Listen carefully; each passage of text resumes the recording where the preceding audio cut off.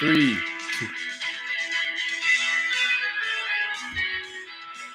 2. Here we go. All right, welcome to BenThere, episode 11. I hope everybody's healthy right now. I hope everybody is safe right now. We've got our first applause of the night, so that's awesome. I just want to take the time to thank everybody for watching. I am hoping like crazy that a lot of you watch this live, but also watch this via, the replay and whatnot. So just make sure if you're watching on Facebook, thank you. If you end up watching on the YouTube channel, thank you. Make sure you subscribe to the YouTube channel. This is just, it's been great, and I'm just enjoying it. So the concept, as we've talked about, this is about people. It's never been anything more than that. It's just about telling people stories, especially those of us that have grown up overseas. I have been getting a couple comments just asking me to explain what a TCK is. Again, that's third culture kid.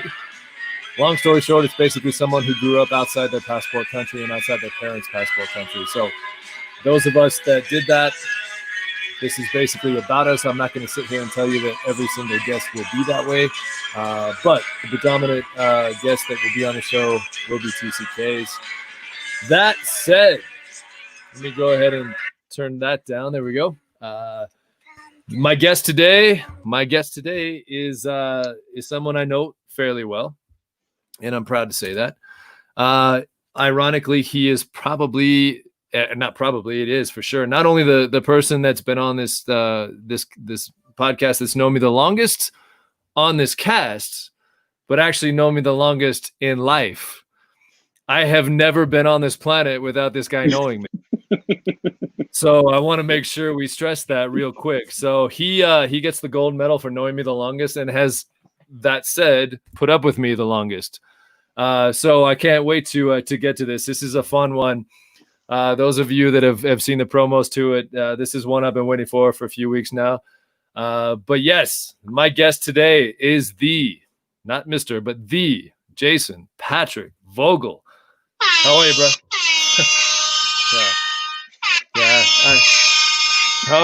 Okay. He's a prankster, folks. So if he looks a little different, we'll get to that in just a second. Don't panic on that one. We'll talk about that in a little bit. But my guest today, Jason Patrick Voegele, is a New York-based art consultant. He's a curator. He's a creative entrepreneur, producer, artist, writer, public speaker on subjects that range from contemporary and classical art to comparative religions. Jason left Taiwan, where he was a Taipei American School graduate of the class of 91, to study painting and art history at Pratt Institute in New York. And I'm going to butcher this, so you can correct me in just a second, Jay. The Gerrit Reitveld Academy in Amsterdam. That's close enough. All right. Yeah, we're good. Yeah. Jason co-founded the MCV NYC Gallery in Brooklyn, New York from 2007 to 2009. He founded Republic Worldwide, a curatorial. Curatorial. Speech issues here. And collection management service in 2009, and was the director of development and marketing for Fountain Art Fair NYC and Miami in 2011 and 2012. More recently, he was the co-founder and director at the Lodge Gallery in Lower East Side of Manhattan, which ran from 2012 to 2018. I was lucky enough to actually be able to go to that. Saw it firsthand. His current business is the New York Art Consultants. It actually opened in 2018, which it does advising and managing high-end collectors and blue chip art collections. And by the way, we share DNA. Did you like the rap there? That was for you. The reason I say that, this is my, proud to say, my big brother. This is cool. So Jason, big little brother. There you go. So I may be a little bit taller than him, but yeah, he's my big bro, everybody. So I just want to welcome to the show. Welcome to BenThere, Mr. Jason Patrick Voegele. How are you, bro? Thank you, Ben. I love you. Love you too, man. I love the new look. Yeah, you look a little different than the last time I saw you. Well, I got sick of my Corona beard, so I shaved it out and grew my hair out for you. I like it. So you remember me from high school. Yeah, it's like looking at you vintage 1990. I like it. It's like, yeah, see, it doesn't even, I barely even noticed, you know, it's only been 30 years, but I haven't barely even noticed. So having said that, welcome to the show. I do want to, as I always start these, I always allow my guests, there he is. Okay. That's a little more me right now. So I get that too. So it's the Voegele curse, or I don't know. It was supposed to skip a generation, which I'm still not quite sure how that works, because you and I both are a little follically challenged. But well, you may be more of the Brown side of the family, but we both definitely got the Voegele side haircut. Yeah. Well, here, I'll just make you feel better. There's a reason I wear a hat. So there you go. So, but let me get back to that. I want you to, like I always start these, I want you to tell the people watching, the people that are going to be rewatching. I always give the Cliff Note version because I want to start these off with people allowing the viewers to kind of talk about themselves. This for the most part. But what the hell have you been up to since your Taiwan days? Class of 91, right? Woo woo. Right? There you go. Class of 91, TAS. But if you can, maybe just summarize what you've been up to. I know it's a long list because you are quite the guy to have on the show. By the way, I want to make sure people understand too, and then I'll be quiet here. This is not by any means. You're more used to these podcasts than I am. You are a badass in the New York art world. We're going to get to that later. You are just a simple badass, period. You've been on many, many, many podcasts. We're lucky to have you right now. But that said, if you could just kind of backtrack a little bit and tell the people what you've been up to since class of 91 graduation, it's all you, man. Go for it. Well, I suppose in many ways, I'm still doing the same thing. It was a long process. I mean, I moved to New York in 1991 to go to Pratt Institute. One of the most beautiful people I've ever met in my life, Nick Booth, went to Pratt Institute a year before me, and Pratt came back around to TAS to recruit people to go to that school. And by the time I was 16, I kind of had a pretty dead set in my mind that I knew exactly what I wanted to do, which it wasn't until years later that I realized that is somewhat of a rare phenomenon. But anyway, I went to Pratt to study painting. I was painting still at the time. When I got to Pratt, because I wasn't from any particular state, I was rounded up into the rest of the international community, which made things a little easier for me. And I've watched your podcast and heard people talk about all the different ways in which they returned back to their passport country. I was lucky because I had Nick and Leif Solem. If any of you out there remember Leif. Leif was at Hamilton College, which was about 3 hours north of me. So I would see Leif all the time. And Mark Soderoff, who I believe is going to be a guest on your show. I meant to tell you next month, man. I'm looking for. Well, next month is a day away, but yeah, Mark's coming on. So he would come down from time to time and visit us in New York City. And so, my first year back in New York was traumatizing in one way, in the sense that I had all sorts of, like everyone else, I had all my preconceived notions and perceptions of what America was, as opposed to the reality of it. Moving back to New York City too, like I had my preconceived notions of what New York was from watching movies like Ghostbusters and all the other like ridiculous pop cultural shows and stuff. But it was very, very different, especially in 1991. New York City was not what it is now. It was still, for the most part, dilapidated in every way and broke. And there were a lot of homeless people and drug addicts on every block. I mean, even down to like that picturesque cinematic scene of like a burning garbage can in the middle of the street. That was like a reality of my life for the first years in New York City. But I went through Pratt. My junior year of Pratt, I went to go study abroad. I moved to Amsterdam with the help of our parents. And I spent a little under a year there going to the Reitveld Academy and studying painting and art history. I came back and got my degree. My instinct was to go work within the art world in order to make the kind of contacts necessary to exhibit my paintings and my artwork and stuff. But no can do. there's too many people here. It's a flooded market of people trying to get into that. And so I ended up, I remember about a year after I graduated from undergraduate school, the only job I could find was selling antique pool tables and darts. So I did that for a year. And Nick Booth and Jackie Boots, I don't know if you all remember Jackie, but Nick and Jackie are happily married now with many children in Australia. But at the time, they were still dating. They came back to visit me and were like, what the fudge are you doing with your life? And so I was like, oh yeah, no, I need to do something better. And they were like, come to France, come visit me in France. And I was like, I got a job. And I remember my boss coming in one day and just being a total jerk. And I quit and I bought a plane ticket and I got on a plane and I flew to France and I waited underneath the Eiffel Tower for maybe 6 or 7 hours, hoping that they would be there because they told me they would be around that neighborhood. And Jackie and Nick. And I didn't call them as I am wont to do. I'm horrible with the phone. So I just kind of showed up. I was going to surprise them. And just by chance, they were driving by and they saw me. And I spent a couple months in France with them, driving around and stuff. But anyway, after that experience, I came back to New York. I decided I really did want to work in the art world. So I went back to grad school and continued to study painting and art history. And with my master's degree, and a bunch of internships, I was able to get a job with a New York art gallery as the assistant director. And I learned a lot about how that works and what goes on behind the scenes. And, a lot of the veils are dropped and the illusions are revealed.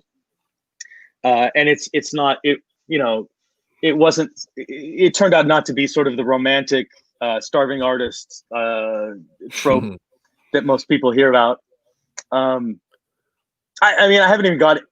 I'm sort of bypassing the whole like acclimation process back into America. Yeah, we're gonna talk about that later. So yeah, save that because that's one of the questions later. So I went back to grad school, got the degree, went to go work for art galleries. Worked for a number of them for many years, probably 10, 12, 15 years or something like that. I worked for other people following their dreams with mine on the back burner. The last job I had was with the Yancey Richardson Gallery, which is a pretty high-end photography gallery in Chelsea. And about 3 or 4 years into it, I decided I wanted to start my own gallery. So I did that with two of my friends at the time, two partners. We started a gallery in Brooklyn when it was cheap enough to get real estate for nothing to do that.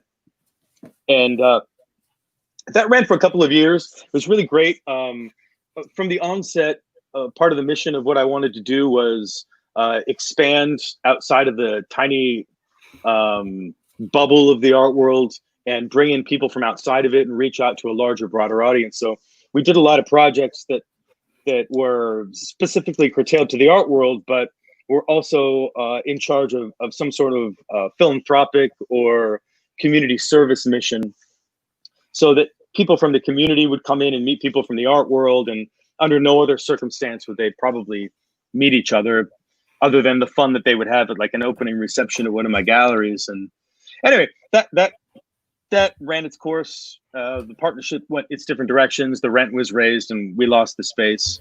And so I started another company and I quit Yancey's. I left Yancey and started a new company called Republic Worldwide, which was very much in the same spirit. It was a team of 9 people.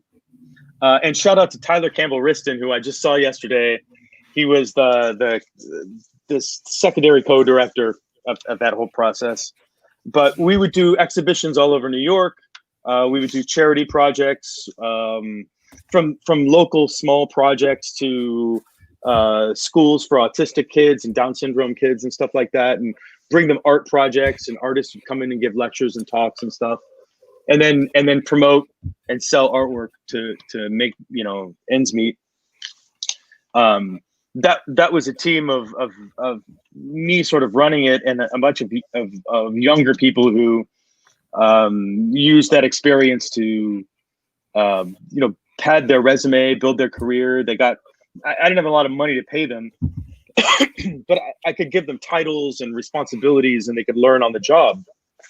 And so that was really fulfilling. That was probably what I thought at the time was like the culmination of my dream of why I came to New York, was to do something unique and different.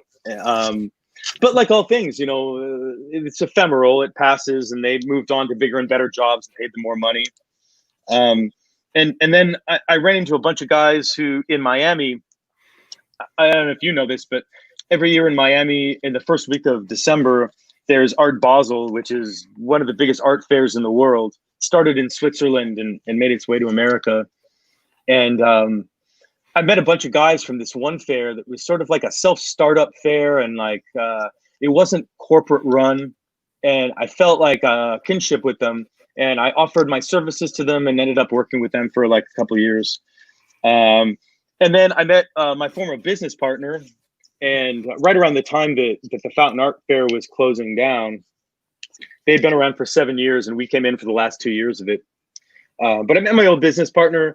We had an opportunity to take over a space in Lower Manhattan, and I realized that Republic was not the fulfillment of my vision, and having an autonomous art gallery of my own where I could represent artists and come up with ideas and write essays and do exhibitions and be on public display. And it was the fulfillment of everything that I wanted to be in New York City.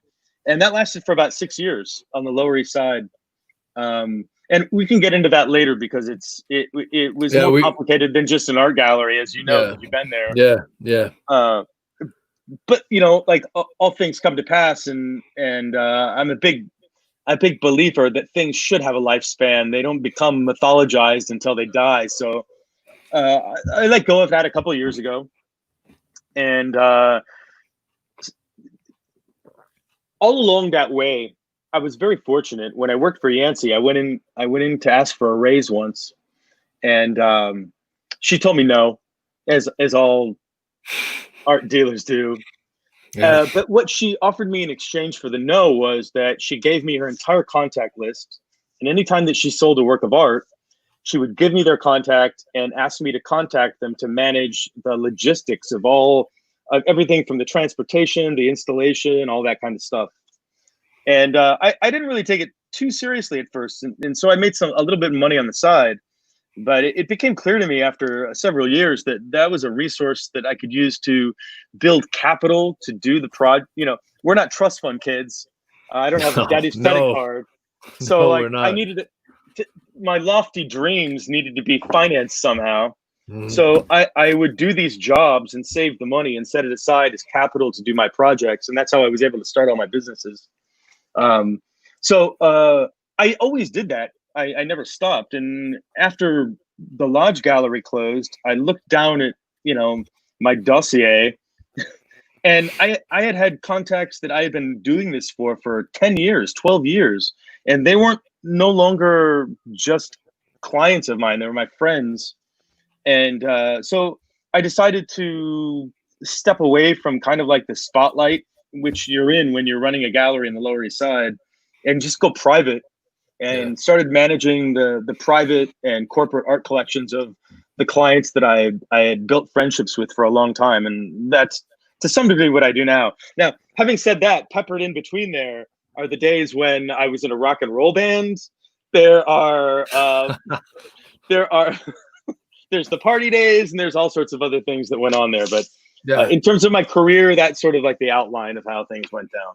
No, we're going to get into all that. And that's, first off, wow. I mean, I knew most of that. Some of it I didn't know, but most of it I did know.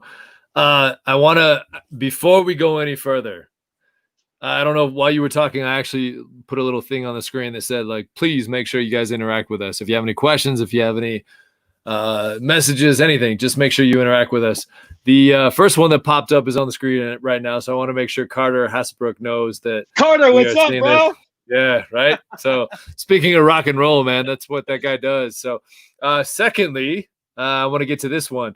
This gentleman will be a guest on the show in a couple of weeks, actually. In Matt Davies, I don't know if you remember him. He was a year between you and I. He was 92, but Jackie Boots, where in Australia is she? Do you know? what is she Sydney? Because Matt's in Australia. So Nick and Jackie live a little bit about outside of Sydney, and like Okay. I have to tell you right now, if Nick and Jackie are watching, they're probably hating me because Nick has been trying to contact me for a month, and every time he calls me, I'm either like on a Zoom meeting or on the toilet or in the shower or something. And I'm a loser. I haven't made the effort to get back in touch with him that he has to get in touch with me.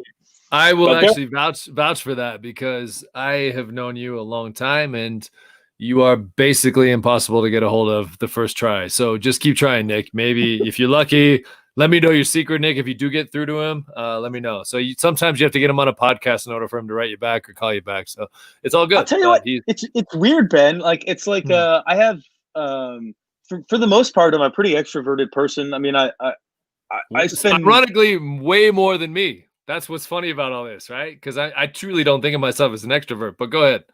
I definitely think of myself as someone who's on an inward journey as opposed to an outward journey. That being said, I am able, I have no reservations. I have no shame. I'm happy to talk to the lowest bum on the street all the way up to a politician or a diplomat. And I'm pretty sure that's a Voegele thing that was ingrained in us from, I don't know, day one, right? Absolutely. It's dad. We're gonna get into dad. We're gonna get into mom in just a while. But yeah, I totally agree with you. That's something you shake the hand of the custodian, you shake the hand of the CEO. That's what we were ingrained in from day one, and it's never wavered, nothing. So I totally get that, brother. Given that the anxiety that I have. Although, I have no problem being on this camera with you, talking with you. It's just if we're in a room together, it doesn't bother me. Being on the telephone, I have a bizarre anxiety about. And I don't know if it's because the way that we grew up, especially in Taiwan, without telephone, that's such an American experience, like laying on your bed, giggling and talking to your friends on the telephone throughout high school. Just that wasn't my life. And so maybe it was just that I never had that imprinted on my brain or whatever, but I find it easier to see people and talk to people. I miss the physical communication. I talk with my hands a lot and stuff. So yeah. Well, let's hold that thought because we're going to talk about that in just a little bit. I want to go back to your rock and roll days because Mr. Sean McKeon, boom. Can you see that? Mr. Sean! There you go. There's that ex-bass player. Hell yeah. And then we can do one better here too. Mr. all the way from Israel. Yeah. Pretty cool. What's up, dude?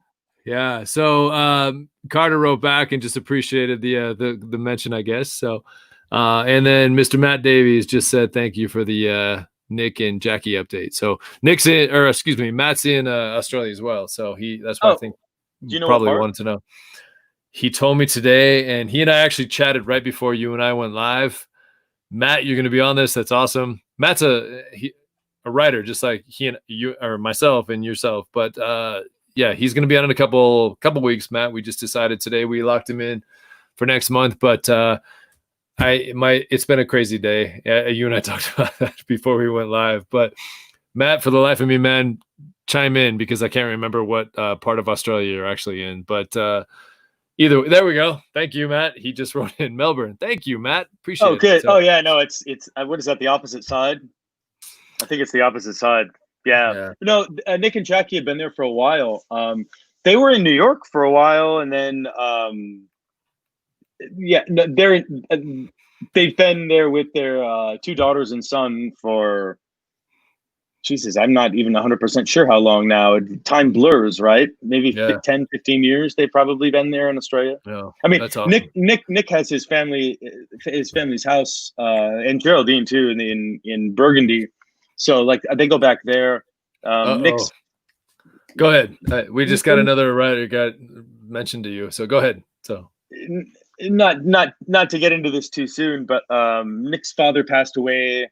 And Leif's father passed away all within 3 months of each other. So, the last time I got to spend a long time with Nick was when that happened. He came back to the States to visit his sister and Robbie.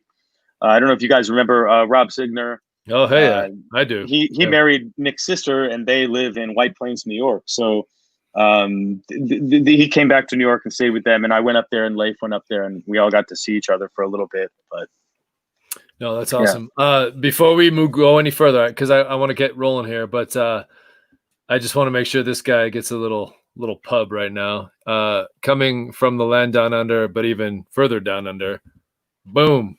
Oh, Kiwi. Yeah, Kiwi, right? That's how we know.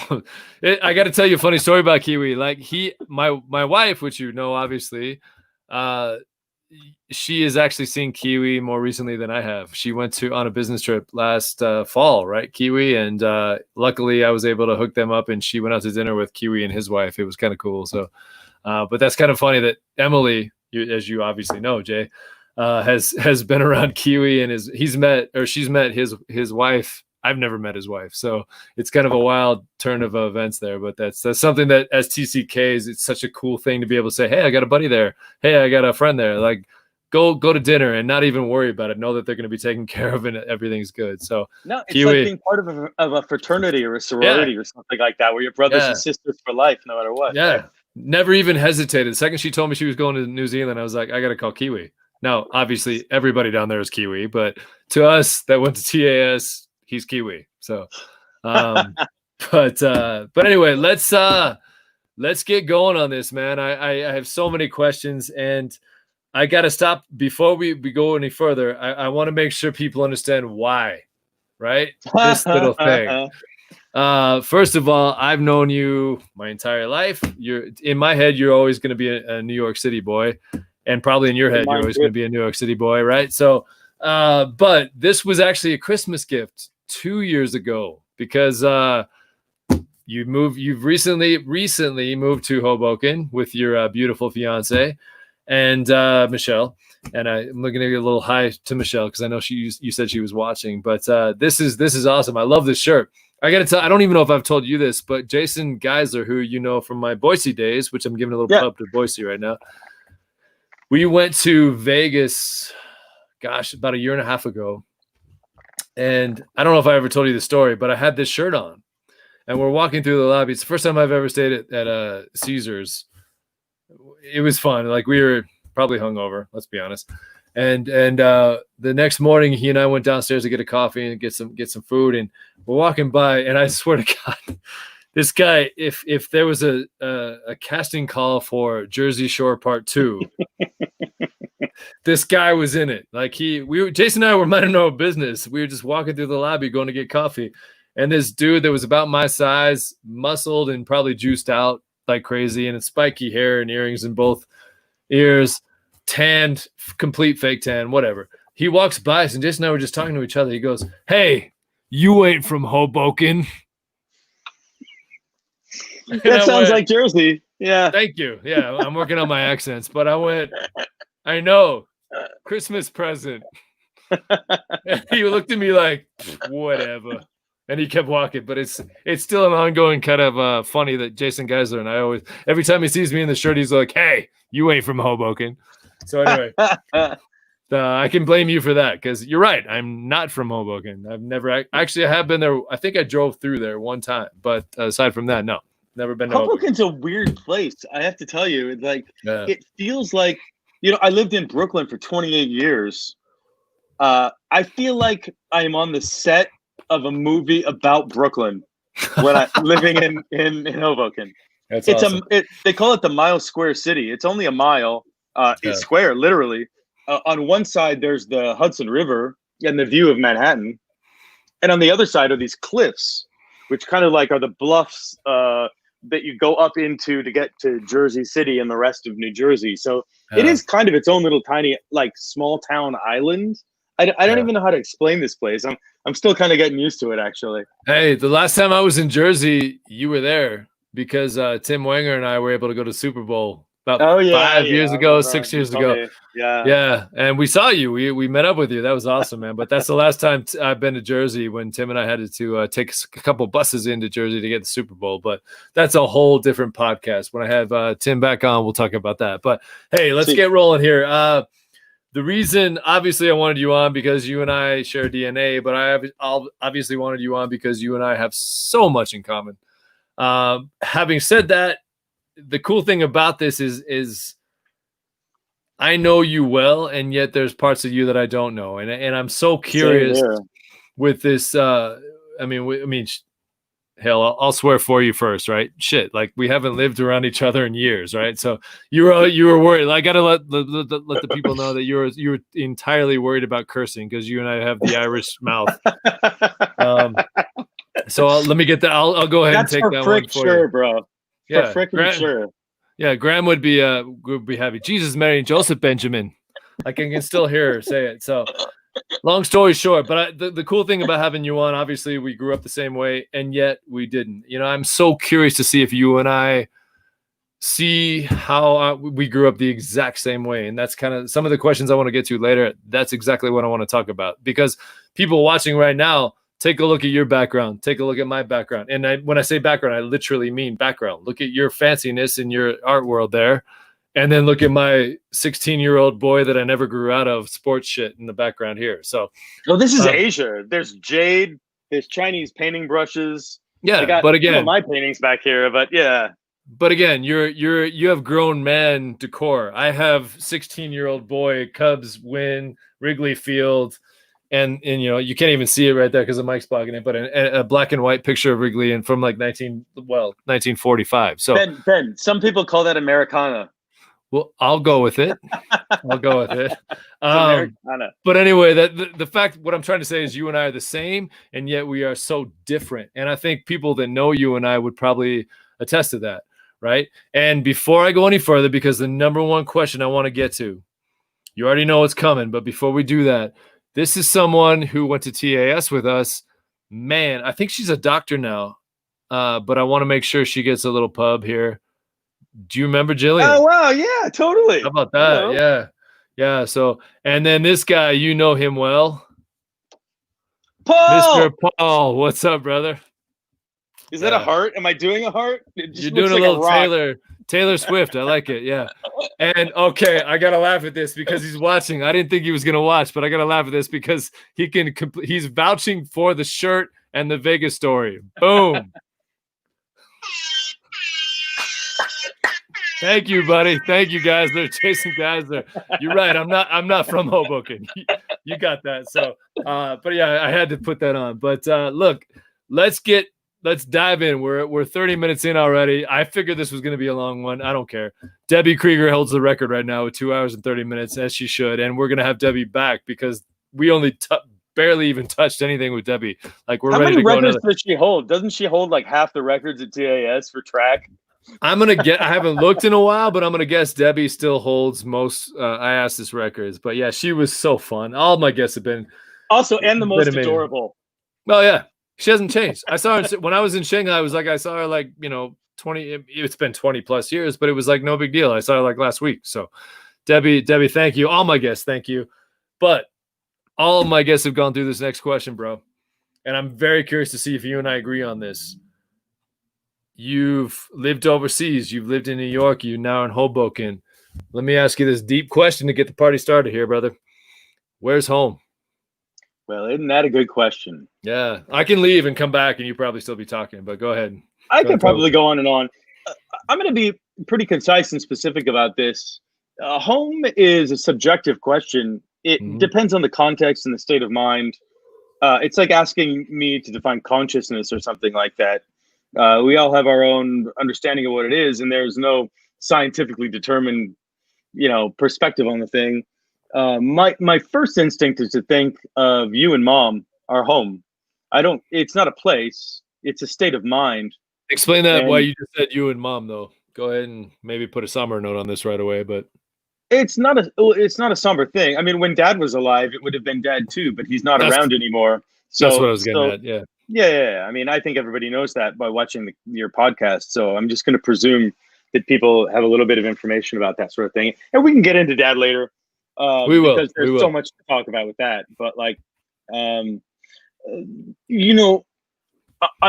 know if it was like this for other TCK kids, but for me and you, most of my childhood, given that the reason we were overseas was Dad and that he traveled so much, all of my pretty much first experiences with everything, in kind of a B.F. Skinner way, were with you. You were the only constant in my life as a child. and mom was the only constant adult presence in my life. And if you're going to talk about what home is what it's the where you come from.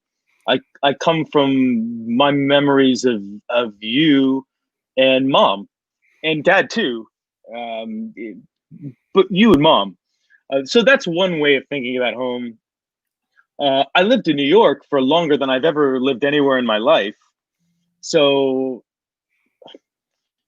that's but New York is not a tangible thing. It's ephemeral too. What New York was 5 years ago is very different than what New York was 20 years ago, and probably 50 and 100 years ago. It's constantly changing. So in terms of a location, I think of myself as a New Yorker just because all of my adult life experiences happened there. I transitioned from childhood into adulthood in that town alone, with friends, uh, but they left, and I was the one constant that stayed there.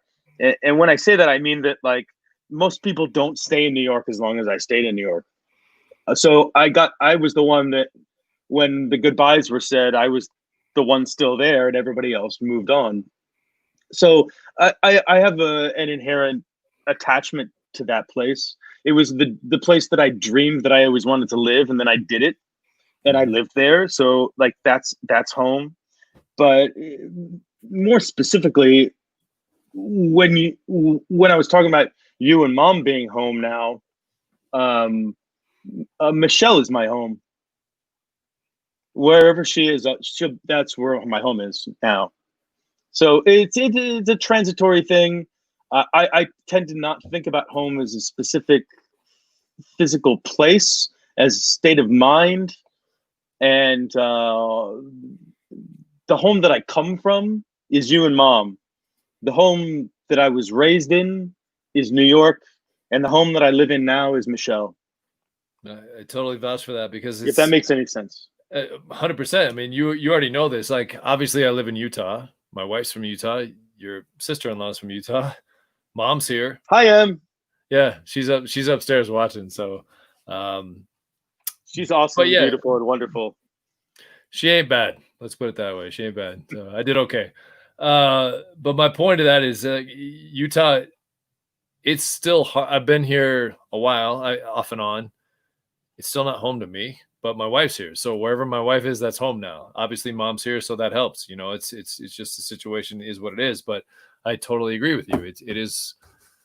It's not even maybe a physical place anymore, right? So it's where the people that love you and love you back are pretty much at, and that's kind of how I like to say it as well. Which totally compliments you because that's exactly what Michelle is to you, right? So Yeah. it's where you're loved and whoever it is that loves you back, and thank God they love us back because you and I are a piece of work, man. So it's right. So we got very lucky dudes. it took a while, but these two ladies that put up with our crap. I mean, that's.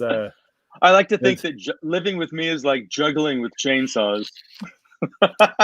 I'm not even going to touch that. I'll leave that for Michelle. But yeah, no, that's an awesome analogy, and I love that answer because if you were to ask me, and people ask me all the time, I mean, that's never gone away. I mean, obviously, I spent my growing up years in Hong Kong, as you did too, Hong Kong and Taiwan, and we'll get to that in a little bit. But yeah, I totally agree with you, man. My wife is my home right now, so obviously, I'm not from here. She is. It works for now. I'm not saying we're going to be here forever. Mom's here, so that's the other added factor. But yeah, Utah. It's hard for me to say it's Utah's home per se, but where Emily is, that's my home, and it's exactly I think what you said. I forgot to mention Utah because we lived in Idaho and Chicago before we moved to Hong Kong, but we were so tiny and to be honest with you, my memories of those places are coming in flashes and blurs. But every summer we would come back to Graham's house. I mean, for a minute there, I would say that there was an equivalent balance between Pennsylvania and Camp Hill, where Dad's family retired and were there. And being on the East Coast, I would go down there in college, and I spent some time down there with Rita. But Graham's house where all the cousins were, and we could come back and reconnect and feel like we were part of something bigger than ourselves. Uh, that's got to be somewhere in the sandwich of home. No, I say that all the time. I mean, I didn't even mention Asia. My God, what is wrong? Taipei. There's Taipei in Hong Kong too. Go to my Facebook page. It says that I'm from Hong Kong. Yeah. Like my first formative experiences, my first crush, my first loves, the first time I got my ass kicked. Your adolescence, right? Your adolescence. Where I built everything is there. So yeah, definitely. I mean, my formative year, where I come from outside of like the subjective perspective of my inner world. Definitely Taiwan and Hong Kong, I would say for sure. But outside of that, my personality and who I am comes from the people. So yeah. No, I 100% agree. And it's funny you brought up Graham's house, because recently, this is kind of a little, it's hard for me even to admit this out loud enough. If the cousins are watching, we've got cousins here and family here, but yeah, Graham's house is sold. It's somebody else's home now, which is awesome in one way, and yet heartbreaking in another, because that was the one constant since 1980 for them too. Yeah, they didn't grow up overseas. No, they didn't grow up in Asia. That's what I'm getting at. For them, that was their constant too. Yeah, from Missy to Josh to Jake to Hallie to everybody else. I mean, that was the one constant we all had, is the fact that it was the one place I always remember, aside from mom and dad's, in our own homes, your home in New York and my home in either Boise or wherever I was, but it was the one place I never had to knock on a door. Right. I just would walk in, and I think you felt the same way. So, I mean, that was tough, but I mean, life goes on, unfortunately in some cases, but yeah, I 100% agree with you. That house was a home for us with a little asterisk next to it. Right. So it sounds so morbid to say this, Ben, but all things must die. They don't pass into the mythologies. That's not even a word. Into the mythology of memory. They're now that it's gone, it's grown into something larger than life. Yeah. And I can tell stories about it in a way that are different than when it was actually there. And it's very much the same talking about Taipei. We were there at a time and a place that doesn't exist anymore. It's one of the reasons why, like, you asked me where home is, and I'm hesitant to say that Taipei is home, because it implies that I'm talking about the Taipei of now, and that's not the place that I grew up in. Great point. It would be unrecognizable to me. So the Taipei of 35 years ago, 25. Sure. You're not that old. You're not that old. So I've been I'd say 30. 91 is when you left, so we're not. It's been 30 years. 30 years, but when I think of Taipei, I think of Taipei when we first moved there, when it was under martial law, and like there was just soldiers on the streets, like, and goose stepping parades, and like that's the Taipei that captures my imagination and my memory. So 35 years ago. I'm not disagreeing with you. Let's put it that way. We asked people to interact. So this is kind of wild. This is actually a former student of mine, but boom. How about that? She was one of my students back in the day. What's up, Kimberly? Mr. Vogel's got you. He's watching. So there you go. Mr. Vogel, meaning both of us. Kimberly, you definitely know my brother well enough to know that that's true, but you don't know me well enough to know if that's true or not. You're still on your passport says Vogel, so technically you're a Vogel. So no, great answers to all the home questions, man. And it's something that you and I have, and I want to quickly give a shout out to Calvin. Besides Calvin and yourself, you both are the reason I started this. Like, you both talked me into doing this after I was interviewed in January, and you've actually been on Calvin's show as well. I want to make sure he understands that the only reason you and I are not the only reason you and I are talking right now.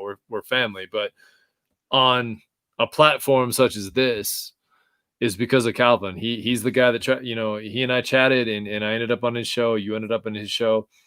I want to make sure his show gets Global Citizens gets acknowledgement, because Everyone should watch that show. It is for as much good as you're doing with your show, his is a totally different and unique perspective on the subject, and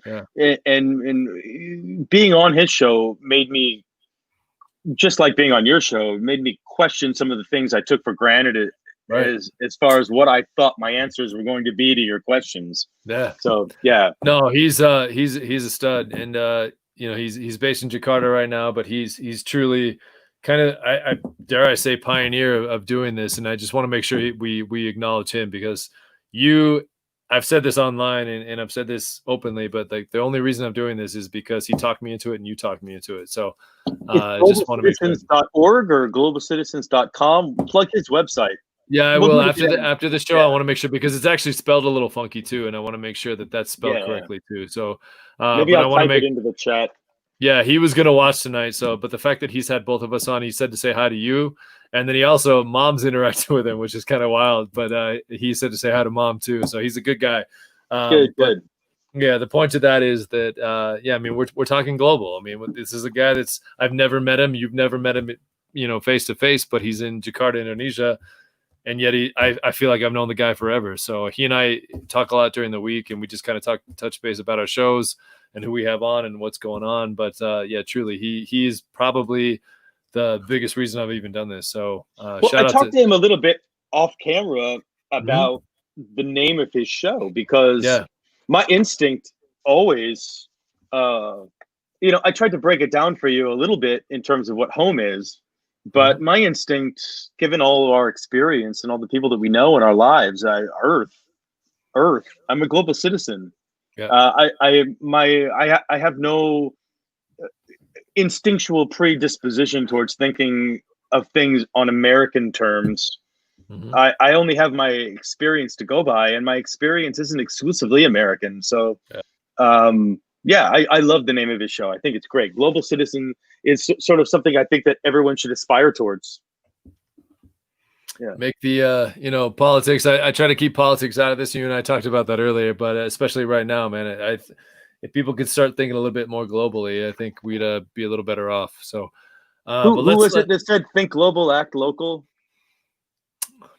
I don't Somebody, know. That's human. Awesome. Yeah, smart person. Whoever said that, way above my intelligence level. So, but I love it. I mean, that's great. I love what that stands for, and it's true. God, I hope it wasn't Stalin or Mao. Yeah, right. I'll Google that after. It'll be like Castro or somebody like that. So, yeah. Oh God. But let's move on, bro. Let's kind of keep this rolling. Cool. This is awesome, and you're doing great. So let's talk about your international experience. I mean, obviously, you and I grew up the same way together. You left in 91, I left in 93. But what do you miss the most about growing up overseas? What was your experience like? Or maybe do you miss it? Wow. I mean, God, yeah. I mean, are you kidding me? Ask anyone you've had on here if they miss it. I miss it. I miss Bar Alley. I miss BT. Yeah. I miss the American Club. I miss playing Capture the Flag in the middle of the city with air pellet guns and like paint pellet guns, like running around in places that we would be immediately arrested for. Yeah. But the freedom and also the exploration. I won't say for certain that I 100% took everything for what it was. There's certainly things that I took for granted, as I think we all did, because we don't. We all do. We all right? Totally do. Yeah. But certainly, I do remember. I remember going with Leif and his mom was a teacher at Soochow University at the base of Yamingshan, and we would sit by the river and we would talk to the students there. And I miss that both sides were curious about each other. I miss the innocence of that. I miss getting in a taxi cab and asking him to play a cassette tape for me. I miss or putting on ICRT AM Uchi Leo. I still, for whatever reason, that's tattooed in my brain, like AM Uchi Leo. So yeah, go ahead. I miss wandering off on my own to go explore like the undeveloped areas of Yangmingshan when we lived in Yangmingshan, and finding the quarry and the ossuarium and like the bamboo forests. And it was a solo alone experience, knowing full well the unique circumstance I was in, and appreciating it, and like reveling in the mystery of it all, and like going to the Shilin night market, and going to the shops that sold like religious like paraphernalia, and like that's something I got into much more deeply later in my life, but was certainly an inspirational to get me into that state of mind where I was curious to understand the psychology of other cultures on a religious level. But also, like, just I remember with you and Mom, or Leif and I too, and I think Nick was there sometimes too. But like, we would sit in Zhongshan Beilu, and there would be like the festival of Hanuman, where people would walk down the street and like cut themselves and bleed and cut their tongues off, and these deeply religious experiences happening in super urban environments that and seeing it firsthand, right? And being there firsthand and seeing it, and then thinking to yourself, well, there's all the things that I was taught, there's all the things that I'm supposed to inherently believe about who I am because of the people that I come from, but you're seeing people do things that, like, my people aren't doing that shit. Like these people really believe that, and like my people believe it like one day out of every 7 days, but these people on a daily basis, like stockbrokers coming out of their building in their suits and ties, taking it off and then participating in these like deep, like public rituals. Like, I remember seeing that more in Dam Shui when we lived out in Dam Shui, when it was a little bit but go ahead. I know you're absolutely right. The further you got away from that stuff, but America's such a young country. And New York is old, and there's old buildings here, and like there's fewer and fewer of them. But just living in a place that had the ancient cultural history and feeling that thousands of years old, like my friends from Israel and my friends from Rome, like they get it because they grew up in places that had ancient cultural history that overlaps like modern history. So in New York, you get a sense of that, but it's just still not the same. I miss that, and I miss I did for a long time miss the interaction of all the different cultural people, and feeling like, I'm displaced because I'm not from here, but I live here. But all my friends, wherever they were from in the world, also felt displaced, and there was a camaraderie of that I didn't find again until very recently in my life. Yeah, I totally get that. So lots. Again, it's not a black and white answer. I could go on and on where home is and what all that means, and too, like, just forever, Well, I think you hit it on the head. TCK is nothing we ever say is a black and white answer, right? Like, it's a loaded question, no matter what is asked of us. That said, I mean, obviously, I know that you spent 25 plus years in New York City, and now you're in Jersey, but was there ever an itch or ever a plan to go back overseas? I mean, obviously with me there was, and I did, but with you, I mean, I know our paths in terms of professions are a little bit different, but was there ever an itch or a desire to go back over? Well, yeah, sure. And I did many times, not to live, but for all the countries and places that I visited before I moved to New York. And like, I think you've mentioned on multiple podcasts, by the time you were 10 years old, we've probably been to more countries than most people visit in a lifetime, as goes with all of us in the context of TCKs. It's easy. The only people I can think of that might understand that are European kids in the context of the European Union, where you don't need a passport and you can just go from country to country and it's no big deal. Yeah. I did have the impulse. I mean, I lived in Amsterdam for almost a year when I was younger. That was in my 20s, But I've traveled a lot since then, to lots of different places. That sort of fulfills that need. In terms of leaving New York and the career that I chose for myself, it really necessitated me being here. I don't know if it's like this in other people's careers, but one of the things that I've noticed in my own life, in the career that I chose, is that sometimes I am the best, and that may say something about my own ego that needs to be tempered. Sometimes I'm not, though. Yeah. But one thing's for sure, and that's that I was the one person that was always here. I didn't leave. And so opportunities arose for me in my career path that maybe wouldn't have arisen for other people, just because I never left. I stayed and I stuck to it. And like they say, half of success is just showing up. Yep. So I had the opportunity to show up by never leaving, and something I kept in my head. But also, it's New York City. So for a lot of it, I didn't have to leave. They all came to me. I didn't have to go very far before I ran into like some new friend from India or Pakistan or Africa or South America or ran into multiple, many people that grew up in Southeast Asia at TAS and Hong Kong that just accidentally ran into, because it's New York City, So yeah. No, that's awesome. I get it. I totally get it, man. Like I get that. And I'm not even ever, I've been in New York. I've never lived a day in my life in New York, but I've been in New York. So I totally get it. Yeah.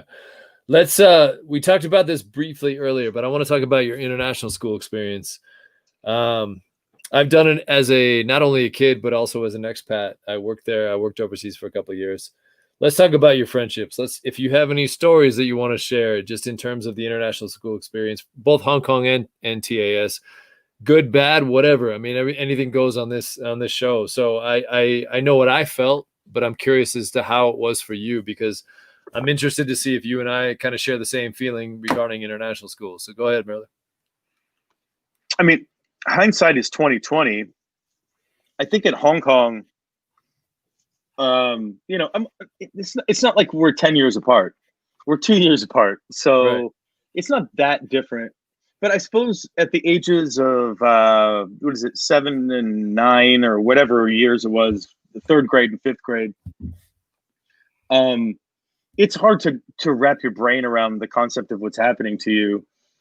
Although I would like to say that even as a very small boy, before we moved there, I always felt like there was something more out there in the world. And I would, mom made sure that we knew how to read very early when we were young. And I would read these books about these adventures people would go on. And it just seemed so exciting and wonderful. And I wish so much something magical would happen to me. And then, well, holy I'm going to use Schneike. Holy Schneike. Go ahead. Holy Schneike. Yeah. Thanks, Chris Farley. Appreciate that. So yeah, go ahead. Something miraculous happened, and we were uprooted and tossed halfway around the world. And I remember it being magical and mysterious and beautiful. And I remember the smells and the food, and even living in the Hilton Hotel when we first got there. That was magic. Badass. That was badass. It is badass, but it was because we were the age that we were at the time that we were, and Hong Kong was what it was when it was. And imagine going to Hong Kong now with all the crazy shit going on, Schneike going on there. I would be terrified to be raising my kid there right now. So we went there with a very positive approach, with parents who felt very positive about it. It was a step forward in Dad's career. It was Mom's first experience exploring living in a new culture, and her excitement and energy and Dad's excitement and energy fed our excitement and energy. And it's this mythological thing in my head now, It's not even real, because the real experience of growing up in Hong Kong was traumatic. I did not fit in well. I had problems with my teachers. They sent me to the counselor. I would get into fights with our neighbors because you were 6 feet tall when you were 4 years old. like saved my ass many times, you know? So like there's the reality of it, and then there's the mythology of it, and like somewhere in between is the truth. And I think of it as with great gratitude. Taipei, man, again, it's the same thing. It's like it's not what it used to be. And I started rambling, so I kind of like got off topic, and I don't remember exactly what your specific question was. Just your experience about being at international schools. What was it positive? Was it negative? Your friendships that came out of that, all that. So well, again, yeah, okay, so yeah, overwhelmingly, in retrospect, overwhelmingly positive. The things that I took for granted at the time and I'm aware of now, oh my God, dude, our education alone is worth whatever TAS was charging. They could have gotten away with like 50 times more, because I felt like I got a college education as a high school kid. I went to college, and like the things that they were talking about in their 101 classes were like, that was like my sophomore class in like science or English or whatever. I'll vouch for that, because I actually thought college was eeasier than high school, to be honest with you. So. Yeah, and I did better in college than I did in high school, believe it or not. So did I. Yeah. The people, though, were great. And I can't overemphasize that for many of you guys, there was a disconnect after high school, going into college and having to reacclimate and stuff like that. I was incredibly fortunate that I had Nick and I had Leif and I had Mark, and we left Taiwan and we were reborn again in New York. And like all the fantasies and dreams that we had and we talked about and joked about, like when we were there, like we got to live out here. I mean, Nick and I lived together for a while.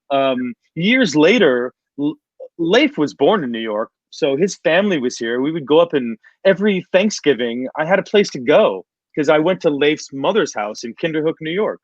Yeah. I was never, I never like. It's a luxury, and I'm grateful. I have heard you talk to other people about experiences like that, and they had nowhere to go or they didn't know anybody. I had I guess I had the luxury of having those people come with me. We moved together. I want to hold your thought on acclimation, because that is a couple questions down the line here. Before, and I'm not trying to cut you up by any means, because I sincerely agree with what you're saying, first of all, and appreciate it and can relate to it. But somebody wants to chime in real quick. Freddie, what up, dude? Yeah, another TAS guy. So I just wanted to make sure you saw that. So hey, Freddie, do your push-ups, bro. Yeah, we're gonna talk about the push-ups. You haven't done yours today, by the way. I know. I'm gonna do them tonight. We'll talk about that. That's one of my closing remarks here. So, contrary to what people may think, I know this seems like a winged podcast, but I actually do research. I actually do prep this. I actually have questions. So, those of you that are watching, I hope you understand that. So, but having said that, advice that travel bug. We kind of touched on this a little bit. Let's not talk about living overseas. Let's just talk about the fact that you and I grew up on an airplane. You and I, Freddie just wrote back. Hold on. There you go. But you and I grew up in an airplane. You and I grew up in hotels. I mean, I feel to this day, and maybe you think this way, maybe you don't. This is exactly why I wanted you on. I actually sleep better in hotels, and I'm the guy that's snoring before the plane even takes off on airplanes. And I feel totally comfortable on a 13-hour flight. Bring it on. Let me just chill out, turn the phone off, and nobody can reach me, right? Yes. So we're a rare breed, because so many people are terrified to fly that long. So many people are like, I hate hotels. Not this guy, right? So I want to see, like, travel bug wise, is there? I mean, you're a educated guy. You're somebody who's seen the world. You and I probably equally have been at least 30 countries, right? I think that's fair to say. Is there anywhere else you'd still like to go? The world's kind of wild right now, and hopefully everything kind of comes back to normal. I don't want to put that in quotes there, but in quotations. Where do I want to go? Are you kidding me? Yeah. Where do I not want to go? I mean, Yeah, I totally. definitely have my bucket list. I have a definite bucket list of things. But I before I get into that, I will say that, like, when I did get lonely and I did miss that lifestyle of airplanes and hotels, being in New York, you know, sometimes when I was in New York, because I was there for a very long time. I mean, I'm still there. I look out my window and there's you're there. there's the Empire State Building. I used to live on the other side of the East River, and now I live on the other side of the Hudson River. I can see it. It's right there. But like, there were times when I was surrounded by people who understood where I was from. And like I said too, like when I went to Pratt, I didn't go to regular Pratt. They put me in the international school kids. So like a lot of my friends were from like Puerto Rico and like Dominican Republic and Canada and Europe and stuff like that. So I was surrounded by people who were from far away, and I could commiserate. But there were other lonely times when those people's passports expired or their visas expired and they had to go home, and I was the one still there, and I didn't have anybody to talk to. So I would do this secret thing, and very few people know. I think I told Michelle I did this, but like I would go to JFK. I would just get on the train and go out there, and I'd go to the food court and just watch planes take off and That's be awesome. around people traveling and stuff like that. And then I'd get back on the train and go home, you know, just to feel that energy, you know. Mm-hmm. I haven't done that in a long time, but when I was younger, I used to do that. I still travel a lot. I like to travel. You know this, but like one of the things that Michelle and I really connected on when we first, you know, I knew Michelle before we got together for quite a while, but like when we did get together, one of the things that that most appealed to me was that she is a big traveler. She loves to travel. And she teaches in Oslo, Norway, and she teaches in Rome, Italy.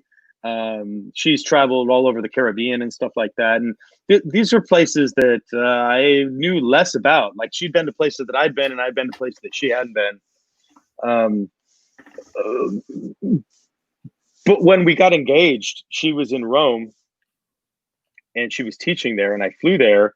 And I had never been to Rome before. I've been all over Europe, particularly France a lot, thanks to the Booth family, who are some of the most incredible people I've ever met in my life. But I never went to Rome. And I went to Rome. I just got on a plane and went there. And we went to the Sistine Chapel. And her favorite painter is Michelangelo. So we went to the Sistine Chapel, and we got engaged at the Sistine Chapel, which just seemed to be like a cap on my international travel experience. It was like, of course, someone who grew up like us would go do something like that, right? But we've traveled to other places too. Last year, we went to Barcelona, which is an amazing place that I'd never been to before. This year we were supposed to go to she was supposed to teach in Oslo, and I was going to go to Oslo, and I still haven't been to Oslo, but next year, after the quarantine and the Rona and stuff like that, we'll get there. But there's a couple of other places. I have a deep desire to go visit Israel. I would love to go to Iran.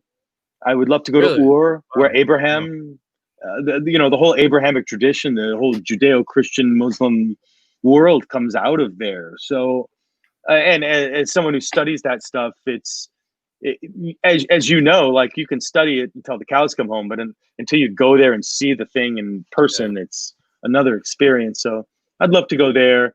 I could spend years in the Caribbean, probably. Hopping around islands.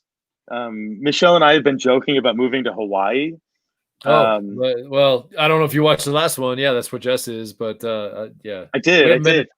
We haven't been to Hawaii since 82. Yeah. I know. I almost drowned there. Remember, Dad had to Dad had to tie his leg off and jump in the water and come out with me in one hand and his leg in the other. I remember well. I was only 7, but I totally remember that. So, but that's the last time I was in Hawaii. So. Same, me too. Yeah, but Hawaii is in between both worlds, right? It's like halfway between Asia, halfway between America. I always thought, like, symbolically, that would be like a nice place for me to end up. How's the art world in Hawaii? I mean, is that doable? I have no Okay. idea. You just answered my question. We'll get back to that. Yeah, probably we'll not that great. Yeah, I'd By probably the way, end up like serving drinks to like tourists on the beach. Yeah. No, hey, I've already told Emily, like right now, the way things are, man, let's just go sell seashells or surfboards on, some tropical island and call it good. We'll be fine. So, before we go any further, I do want to talk about Michelle real quick because I don't know her exact contact info off the top of my head, but talk about a talent. I've never seen anything like what she's able to do. www.michelledoll.com. Go check her stuff out. It will blow your mind. I don't think there's been yeah, but then that's what I'm getting at because I want to give her a little pub here. But like I don't think she's ever posted something on either Instagram or Facebook where Emily and I haven't looked at each other going like, is that a picture? Is that a painting? What is that? Oh, it's a painting. Holy shit. Like it's like what a talent, right? So I just want to make sure we give her a little pub because she's amazing at what she does. And I'm not saying that because I know you and I know her. I'm sincerely saying I can barely draw stick figures. We'll get into your art whole thing later, but like your fiance, wow. Like that's all I could say. So I truly want make sure you type. I don't know if you can on your end right now, but I think I just did, right? Did you get that? I didn't get anything. I did that in private. Hang on, let me do it in live. So put it on, put it on the comments right now because I truly want people to go and take a look at what she does.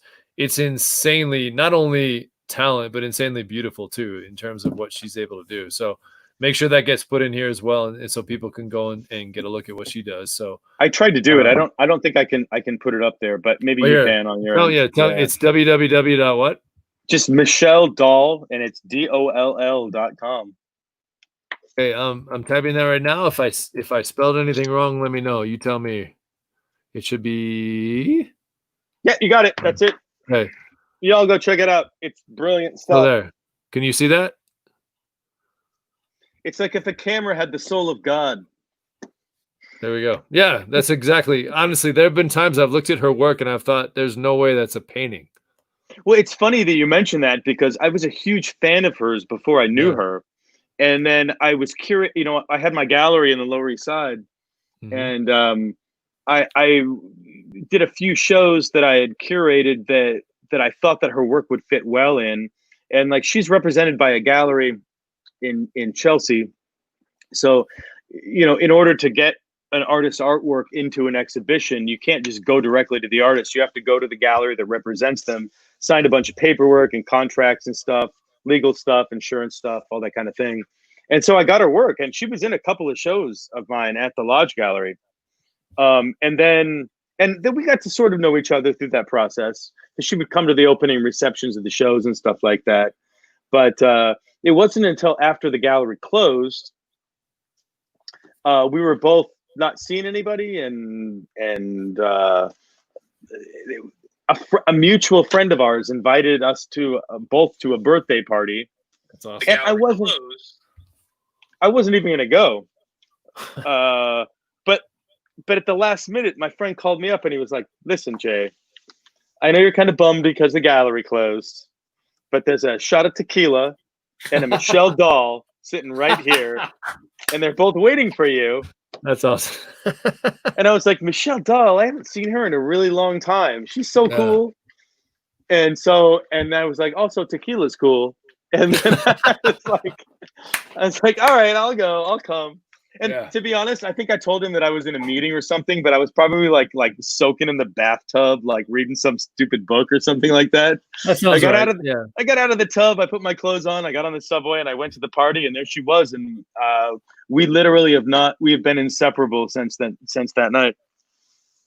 She's amazing human. One. Yeah, Is that right then? No, that's her website right there. Yeah, michelledoll.com. Yeah, that's it. Okay, good. Yeah, I hope people check it out. Yeah, absolutely. Let's move on then. So in terms of advice, I mean, this is kind of a big one that I like to talk about. You and I have lived it. Most of the people that I've had on, actually everybody that I've had on has lived it. what kind of advice would you give for families or current TCKs or those that are about to get that phone call, or have that chat that, you and I did when we were little guys, that says, "Hey, guess what? We're moving." I mean, I can still to remember the go? limo. Yeah, hold on I one haven't sec. been there yet. Oh, yeah, right. Hold on one sec. But that's one thing that you and I can definitely share. I mean, I remember that limo ride. Dad was already over there, but he made sure you, Mom, and I took a limo to the Chicago airport, O'Hare Airport, when before we ended up in Hong Kong. And I'm sorry, maybe you don't see it this way, but I did. But I didn't know the difference between Hong Kong and Indiana or North Carolina or California. I didn't know where the hell we were going. I was 7 years old, turning 8 soon. Maybe your interpretation of this is a little different, but I do remember that ride and Mom getting to the airport, and we were crying, and because we were leaving friends, and the constant of being in Chicago for 6 years, 7 years. And I remember the limo driver, which was Dad, made sure we didn't just take a taxi. We took a limo. You took a limo, yeah, I remember. Yeah. And the dude, the driver turned around and said, "Hey, it's okay." And he's handing everybody Kleenexes. And this is a great story. And it's true. That's what I want to make sure people understand. Turned around and said, "Hey, it's okay, guys. At least you're not moving to China." I was going to just tell the same story. And technically, we broke. Technically, we weren't moving to China. We were moving to Hong Kong. But at the time, right now, it's a whole different. That's another podcast. We'll talk about that later. But it would have been more accurate to say that today. Yes. Right. But the point was, like, and then Mom turned around. I remember Mom turning around and saying, "Well, close enough. We're moving to Hong Kong." And the guy felt about this big. He was a great guy. Like, he was a good dude. And he was like, "Oh," like you could just see his demeanor go way down. But in turn, that was our experience heading to the airport after being in Chicago. From both of us were born in Idaho. We're Idaho boys by birth, and then we lived in Chicago. Jerome in the house. Jerome homies. That's what we're called, by the way. The Jerome homie. Yeah. So, but going from Chicago to Hong Kong, I mean, we had our own experience, and I remember being told we were moving, and it didn't really hit in my head as a little guy because I didn't know the difference. I was 7, you were 9. I didn't know the difference. You could have told me we were moving to California or, halfway across the world, which we did.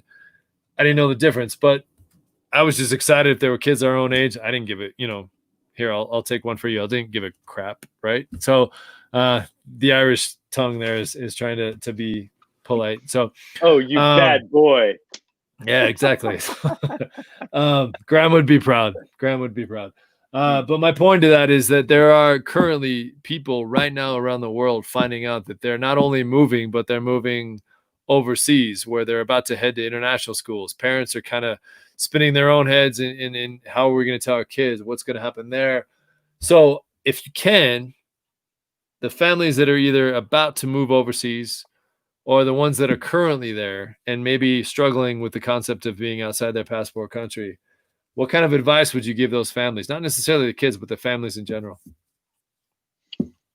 If you don't know what a passport country is, then just be you and do you and keep on keeping on. If you know what a passport country is, just remember that everybody there who's not a local person there, everybody there at your international school, and if you're at the international school, you're not from there, is all in the same boat with you. You're all the same. It's a great equalizing force in the world. In a world that is full of systemic racism and religious intolerance and like outward judgments of people, that tiny impractical bubble of an existence is probably one of the most pure places that you'll ever be in your life, because you'll never find that again. You may in one shifting state or another for very brief moments, but for the extended amount of time that you'll be there, you will be in an ideal state with other people that you will have to just appreciate for who they are. It's the greatest learning experience in the world. I wish that, I guess it wouldn't be so special if everybody lived it, right? But like, I wish so much that everyone could experience that kind of like transcendent, beyond experience. I don't know how else to describe that, but whatever you can do, to get outside of your own head and outside of what goes on in your home when you go home after school and stuff, to just try and just appreciate it a little bit. It'll help you remember it when you're older. The things that I remember about the experience are the moments that I acknowledged as being like, that's really special. I don't think that this is a really common thing, you know? So I don't know. I don't know if that makes any sense. I'm not probably articulating that very well. It's confusing for me because there's the downside of it too. And there's the fear and the anxiety and the loneliness and the wishing that you could just be normal. But if you could try and just take a few moments in every day to appreciate how unique it is, however horrible your day is going. However horrible your day is going is probably still a better day than most normal people's day is going. Yeah. So that's probably all I have to say about that, because it's such a subjective experience. Everyone's going to experience it a different way. And all I have is my personal experience, which took place a long time ago in a place that doesn't exist anymore. And the place that you're at right now, if you're going to move there, or the place that you're going to move to, that's ephemeral too. What Singapore or Taipei or Brazil or Russia or wherever the hell you're moving to is, it's not going to be like that when you're old enough to appreciate it. So appreciate it, try and appreciate it for now. Oh, it's totally a blessing. If that makes any sense. Yeah. Yeah, no, I get that big time. Yeah, no, and I've said that over and over too. It's, you know, you and I have talked off air, like we saw things before. I mean, you were not even 10, I wasn't even 8, that many people would, you know, kill to go see right now, right? So we saw those things before we were 10 years old. So that's the blessing. The curse is maybe, like, you know, well, we talked about this. Where's home? Where's normality? Where's everything? The curse is a blessing too, though, Ben. Yeah. I'm on your side. Totally. Do you remember when we were I think you and I were talking about this like not too long ago, maybe a couple of weeks ago, just trying to remember our way through the story of, I think we were either in Thailand on our way to Penang, or we were in the Philippines, and I think we settled on the Philippines. But there was a militia that pulled our bus over and took all the men off and the boys off the bus, and they held machine guns to our head while they robbed our moms. Philippines. You remember that? Yeah. Because we always get those two stories, and I want to give a little shout out to the McKennies, because they both acknowledged, Mrs. McKenney and Aaron McKenney have both acknowledged that they're going to watch this later because they had something to do tonight. But yeah, we went to Penang with the McKennies, but what you're talking about, definitely, that's also your little pineapple experience, if I remember right? Oh, once my God. That's a long story. That's a long story that culminates in me saying something like fudge you to my parents. And then karmically, loved it though. No. I want to tell this story because this is so true of human life.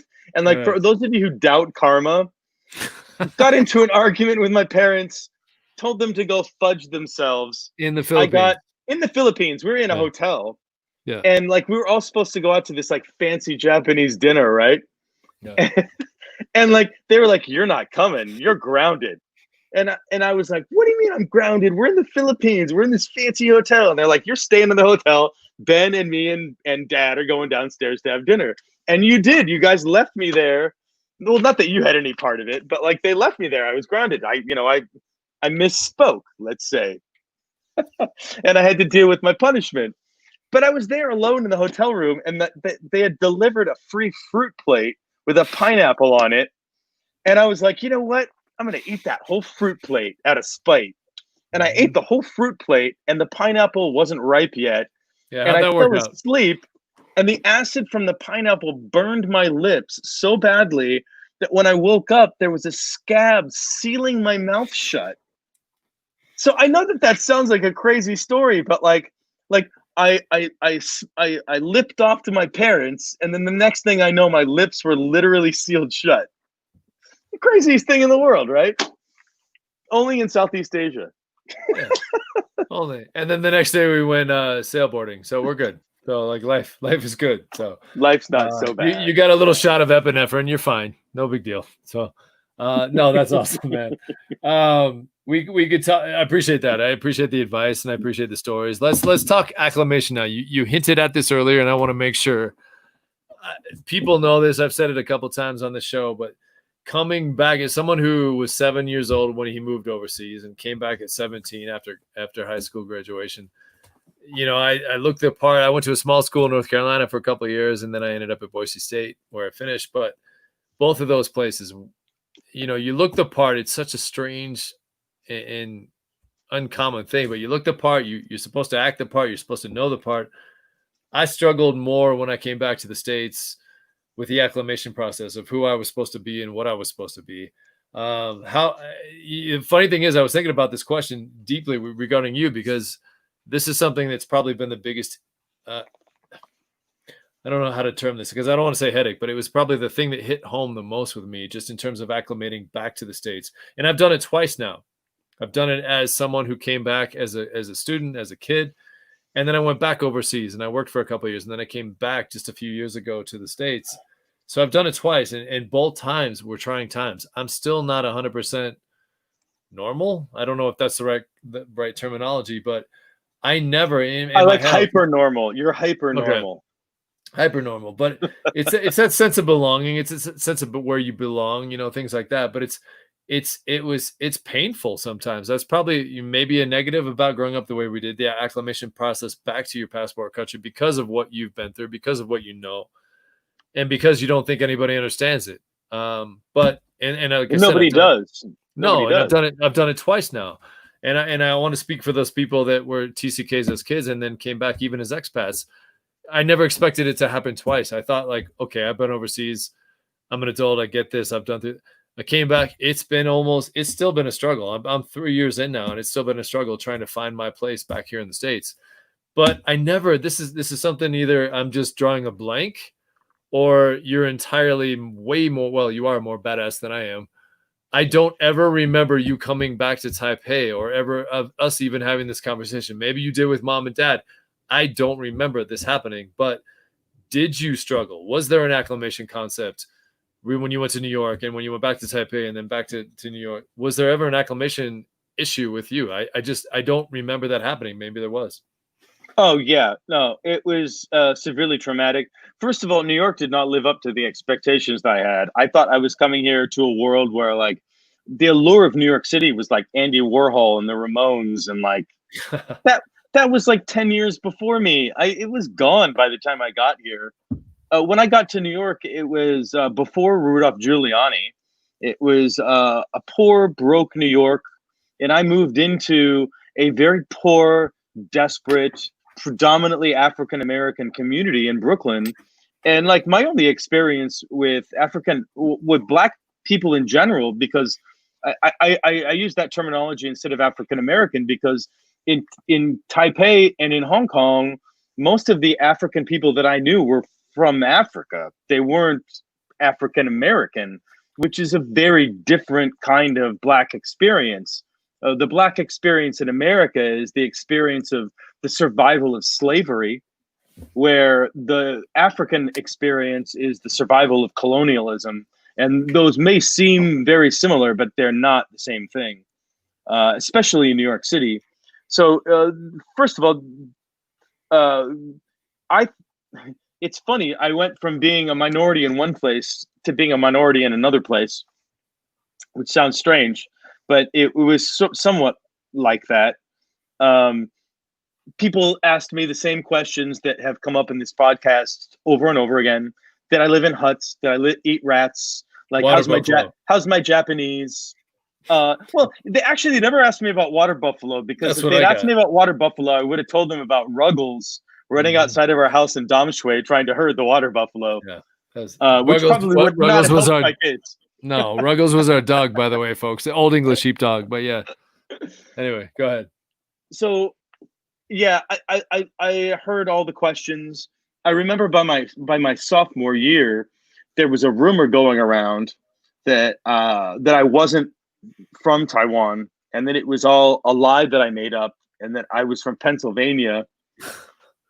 And so I retreated into my friendships with the people that I trusted, which were the rest of the international community. And like at the time I was kind of pissed off, to be honest with you, that they didn't put me in like the regular school, but like the dorms that I stayed in were all international kids. Like I said, most of them were from Caribbean or South America, but like Nick was in it.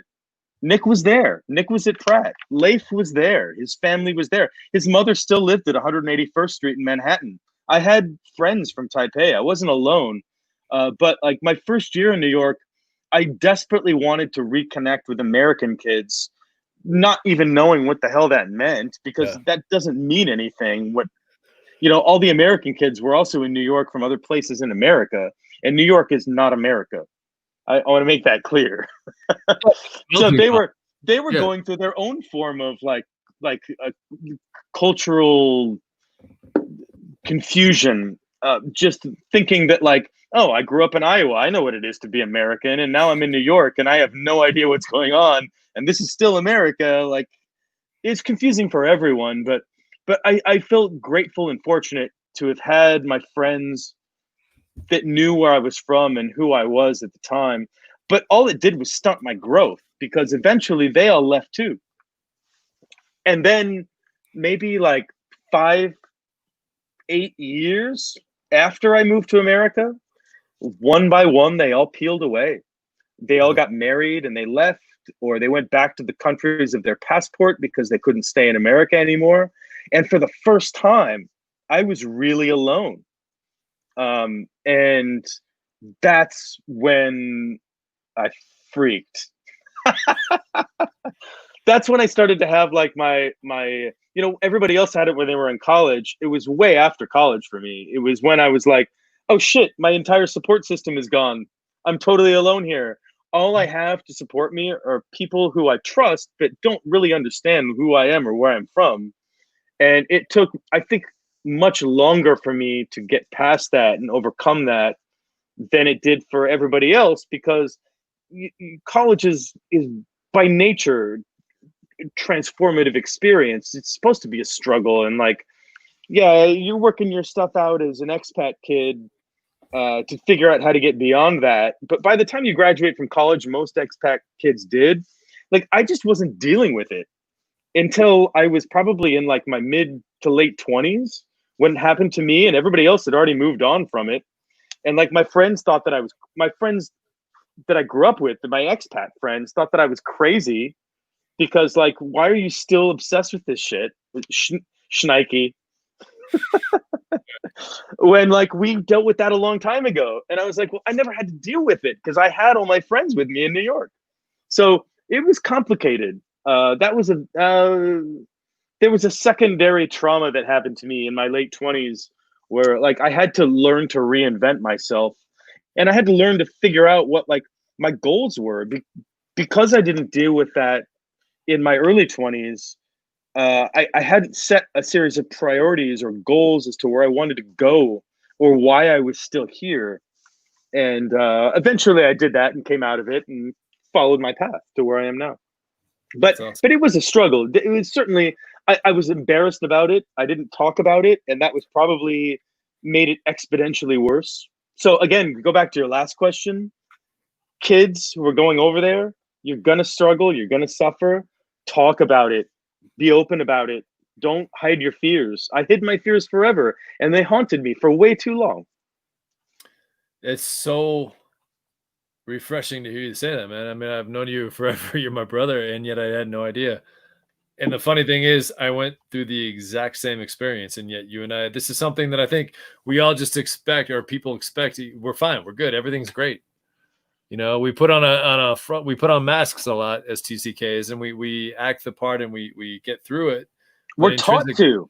Yeah, we're taught that we're supposed to have this like overachieving perspective. We're supposed to be overachievers, and part of that is like there's no room for that. You're supposed to be better than that. You're supposed to be stronger than that. And like, we're just human beings, you know? Yeah. But on that though, it's because of how we grew up. It's because like, you've seen the world, you've seen it all. You should be the A-OK, nothing's wrong. And intrinsically it's that what's the right terminology? I guess it's just a sense of who I am and what I am, right? And it's we struggle. You and I have never had this conversation until right now, and that's awesome. No, I love we haven't. the fact that and the funny thing is, here I was thinking you were because you were in New York City, because you had something so permanent where I never did. Like I went from North Carolina to Boise to Salt Lake to Houston to Salt Lake to like I was all over the place, right? You're still way more transient than I am. As much as I think of myself that way, it's not true. You're the real deal. Yeah, but I always wonder if I was running away from something. Like, why wasn't I just permanent like you? Why couldn't I find that thing like you did? So I've always been that. It's funny that you say that though, because I always thought that I wasn't the real deal, and I was like I was hiding from the experience by staying in one place for so long. I think that's why I never did. I was always running, because as long as I was running, I didn't have to answer anybody's questions. As long as I was running's the wrong word, but like you know what I'm trying to say. Like, as long as I was on the go constantly and I put on this mask of like everything's great no matter where I'm at, intrinsically miserable. No, it's just the opposite of me. If you were running, I was hiding. Yeah. I was hiding under the costume of New York City. Yeah. And yet I sit back, and we're going to talk about this in a little bit because we're about to transition from TCK to life now. I admired all those folks, you included, that saw what they wanted at such a young age and went for that dream. And we're going to talk about that. So don't necessarily comment on that. My end of it was just like, I'm supposed to have this. They all have it. Jason's got it. Tim Wanger's got it. They've all got it. What the hell am I supposed to be doing? Like, that's exactly what was in my brain for so many years. It's still in my brain. I don't know. I'm 44 years old and I'm still trying to figure out what I'm going to do when I grow up. So, but we're going to get there. We'll get to that in just a second. So, acclamation wise, this is awesome. This is my favorite question that I ask, because this is the number one thing that I've struggled with as a TCK, as someone who's done it twice. I've never truly answered it myself, and that's why I like to hear other perspectives. And the fact that I'm hearing yours for the first time, my mind is blown, man. I always thought you had, I mean, I still do. Don't take this wrong, but I always thought you had your shit together, like completely together. You knew what you wanted. Boom, here it is. I'm in New York. As your older brother, I did have my shit together. My shit is together. I am awesome. I'm perfect.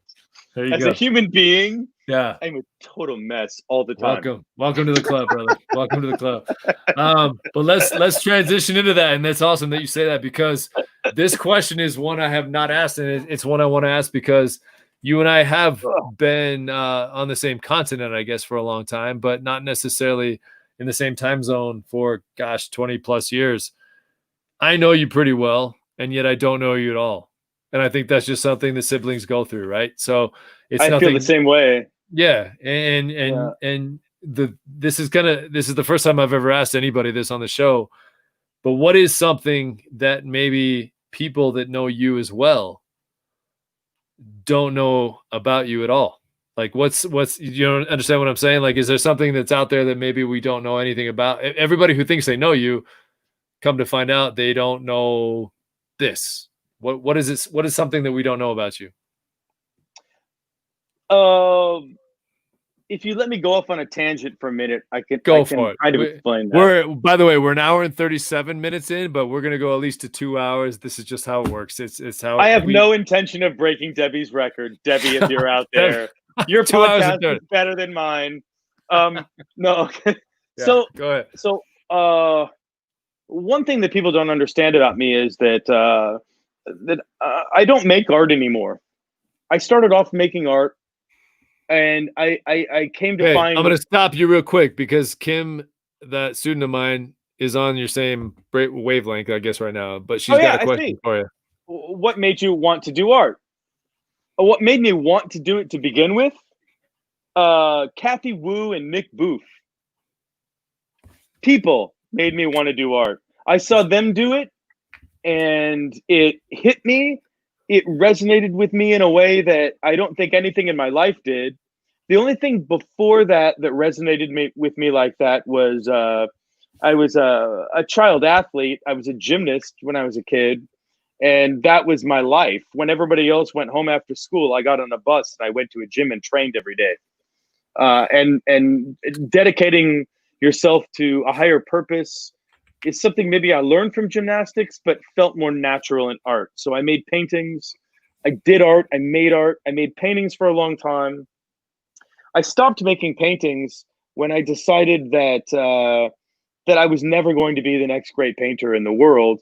And I liked the idea of studying religion. And so I took it upon myself to start reading the great classic literature of all the great religious traditions of the world with no guide or education in it, other than my classes in art history. And art history is really the visual representation of the history of religion and politics. So that was helpful. But I stopped making paintings and I started making, I use the word ephemeral a lot. I'm not sure if outside of the art world people know what ephemeral means. Explain it to us. Ephemeral means it's something that has a lifespan. Like this conversation, it began an hour and a half ago and it's going to end in about a half an hour. And that'll be the whole context of the conversation and then it'll be over. That's an ephemeral experience. Let me stop you real quick. Do you remember Katie? She was at HKS. Oh, yeah. Person, but yeah, she was at gymnastics with you. So yeah, go ahead. Yeah, that's awesome. Yeah. So I started making. I got really into like stupid science fair stuff, and I was making these sculptures that were giant vegetable batteries. Like, I don't know if you've ever put like a piece of nickel and a piece of copper into a potato or an orange, and the citric acid runs. We're from Idaho. We have to play with potatoes. So yeah, go ahead. So I would build these giant, like, basically Thompson. gold. I'm sorry. Yeah, I should have known. No. Sorry, Katie. You're actually, she's actually my age, but she did gymnastics with you guys. So sorry, Katie. Sorry. Yeah, go ahead. I remember. Hi, Katie. Yeah, I actually saw her again when she went to the same school Tim did in Daytona Beach, Embry-Riddle Aeronautical University. I think that's actually the last time I saw her. Tiny freaking world we live in. She was there the exact same time Tim was and actually knows Tim. So Katie, giving you a shout out. Thank you. Go ahead. That's crazy. Yeah. Well, anyway, so I started making site-specific sculptures. And if you don't know what site-specific sculptures are, what site-specific means is that it's not like a carved piece of marble that you make and then you can move around. It's sculpture that's made specifically for a unique space. And ephemeral, having to do with time, means that you're going into a room where you're making a sculpture for that room that will only exist in that room for a period of time. And I liked that idea and I was good at it and I got a lot of recognition for it. But ultimately, I came to the conclusion again that I'm not going to become the next great ephemeral sculptural artist. But what I was really good at was writing about art and championing other people. And I had an eye for who was going to be the next big thing. So I started curating exhibitions. And again, I'm on a tangent, so I forgot what your question was exactly. No, it wasn't my question. It was actually my former student's question. What got you into art? But then I also, some things that people don't know about you too. So it's kind of right. So what people don't know about me. So like all along, the thing that interested me in making art was religion. And I talked about this before in this podcast when I was talking about, I remember this very specifically, two instances. One was sitting on the wall of the new Taipei American School, which is not new anymore. Yeah, but to me it was. Yeah. Well, I graduated in '91, so most of my Taipei American School experience was at the old school. My class was the first class. By the way, because I never got the island. I wanted the island so bad, and I never got it. Yeah. Anyway, TAS folks will know exactly what that means. But yeah, never got the island. So anyway, I remember sitting there on the wall, and down Zhongshan Beilu, there's this ritual experience that I saw, and like you all know from Taipei that like there's the temples, but the temples are, they're transitory. You come in and out of them, but when there's a big event, they set up like tents, and there's this like card table and stool situation, the whole 9 yards. So it's open to the public to see what's going on. And this ritual requires like 5 to 7 kids to like literally walk down the street and just slash their bodies up. They're bleeding all over the place. It's from a Western perspective, it seems primitive, but it's happening in the context of an enormously like progressive urban situation. So it like blew my mind, and I was like, oh my God, like, I come from a pretty Christian Catholic background, but I don't think any of my family members ever experienced anything where they had to go through an initiation process like that. I mean, there's transubstantiation where you eat the body and blood of Christ, during the taking of the host in mass, but these people are literally bleeding all over the place, and like they're going to take it to the temple and they're going to burn the ashes of that blood and they're going to drink that, and like that made my mind explode. And I was a kid and I just couldn't, and it made me more interested in other people's, and like my Hebrew friends and Hindu friends. Hindu especially was just like fascinating to me. The art there was fascinating to me. And so comparative religions were always something that I was really interested in. I spent a lot of time on my artwork about that, and I talk about that a lot still in the context of art, using art history as an illustration of some of those ideas when I talk to people about the subject. So there's the crossover. But that was a common experience. It wasn't just me. That like my Hindu friends that I was so enamored with, because the religion and the art that illustrated their religion was so powerful to me. Like I didn't come to realize until much later in my life that, wow, they must have been just as fascinated by other people's too. So also something not to take for granted for kids who are moving over there, like just the unique perspectives of everyone and the backgrounds and stuff. There's so much to learn. But it wasn't for a long time. I felt it was a very lonely experience studying that stuff.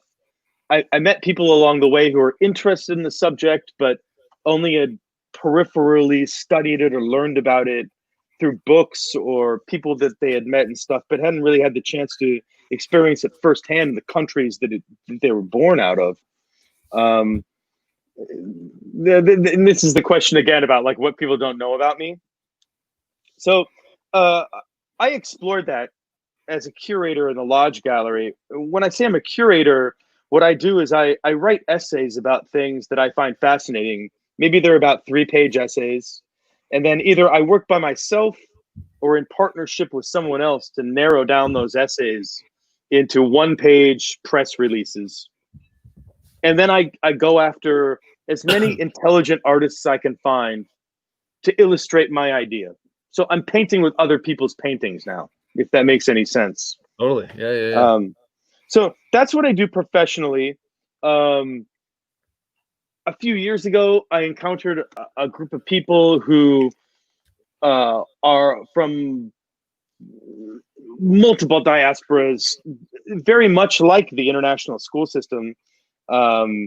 It's a Masonic lodge in New York on 23rd Street, the Grand Lodge of New York, the Joshua Lodge in particular, who I found fascinating because it's people from India, Israel, Africa, all over the United States of America, also with a particular interest in sort of like consciousness, religious perspectives, what it's like to perceive things outside of the social norms that you grew up in, or to have not grown up within the social norms of the place that you live in now. And engaging in that and becoming part of that is very similar to that ideal bubble that I grew up with in the international school system. And I I'm new to it still, but it is a retreat from the craziness of the world into scientific and esoteric explorations of the same things that I was fascinated with as a kid that I never got to fulfill while I was there. So that's something that people probably don't know about me, that I'm a Mason. That's awesome. Yeah, and you and I have talked about that off camera a little bit recently. So that's awesome, man. We're going to talk more about that off camera. I feel like I just rambled there into a bunch of nonsense. No, it's great. Words that no, I think I think everybody understands what you're saying. I get it totally. And it's like I said, the question was, what is it that we don't know about you? And there you go. So you answered it perfectly. I don't talk about it much, but like, I think it's something that like, if you're interested in going and re-exploring the things that fascinated you as a kid, especially in the context of the international school system, and like I've listened to your other podcasts, and the things that people seem to have felt the most connection with was the closeness between the brother and sisterhood of people, despite their extremely vast religious and cultural backgrounds, all coming together to sort of understand each other better. I think it's certainly something that people should consider.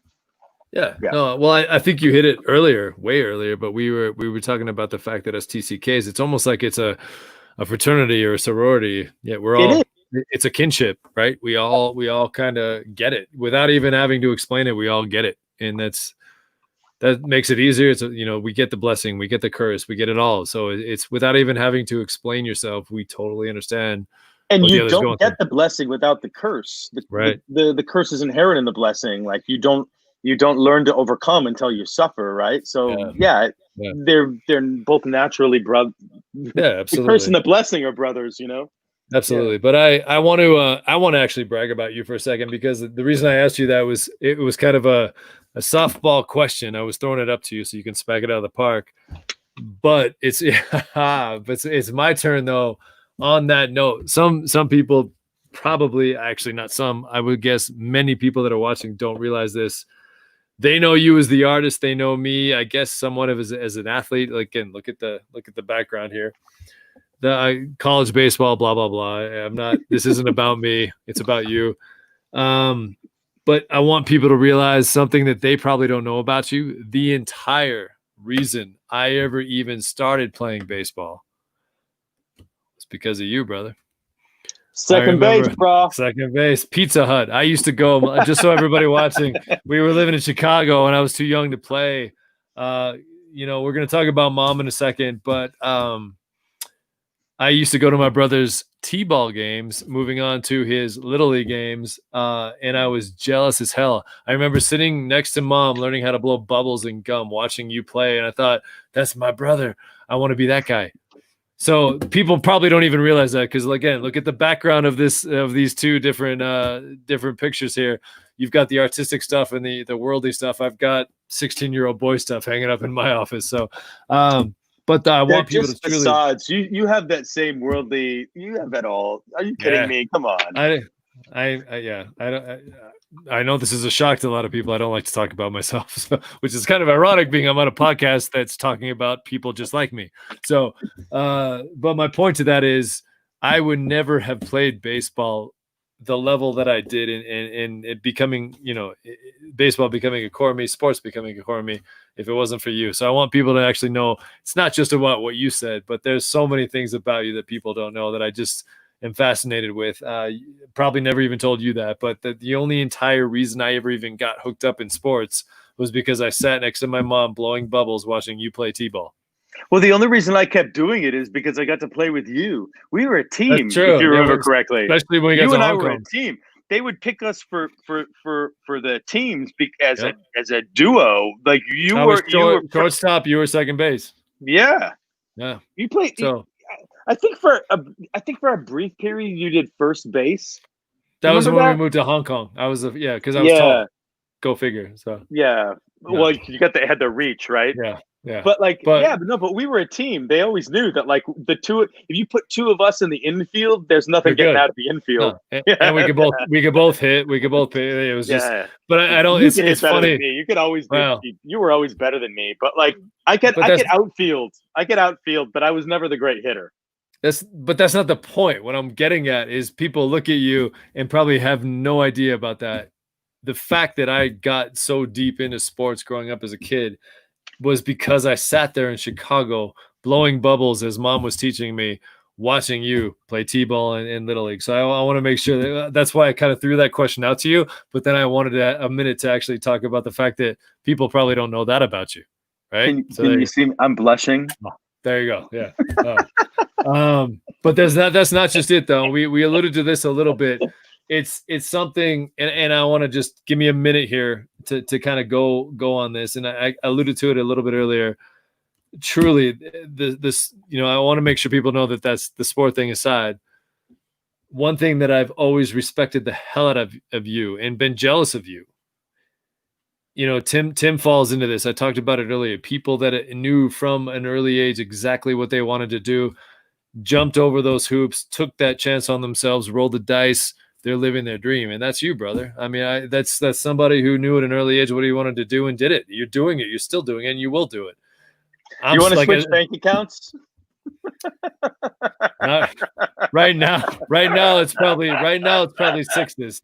So that's why we need to get more people watching this, so the YouTube channel can support the habits of what you and I both have. So look, there's good and bad in both approaches. It wasn't like I set out to find something. It was just a natural intuition that it seemed to be the right thing to do.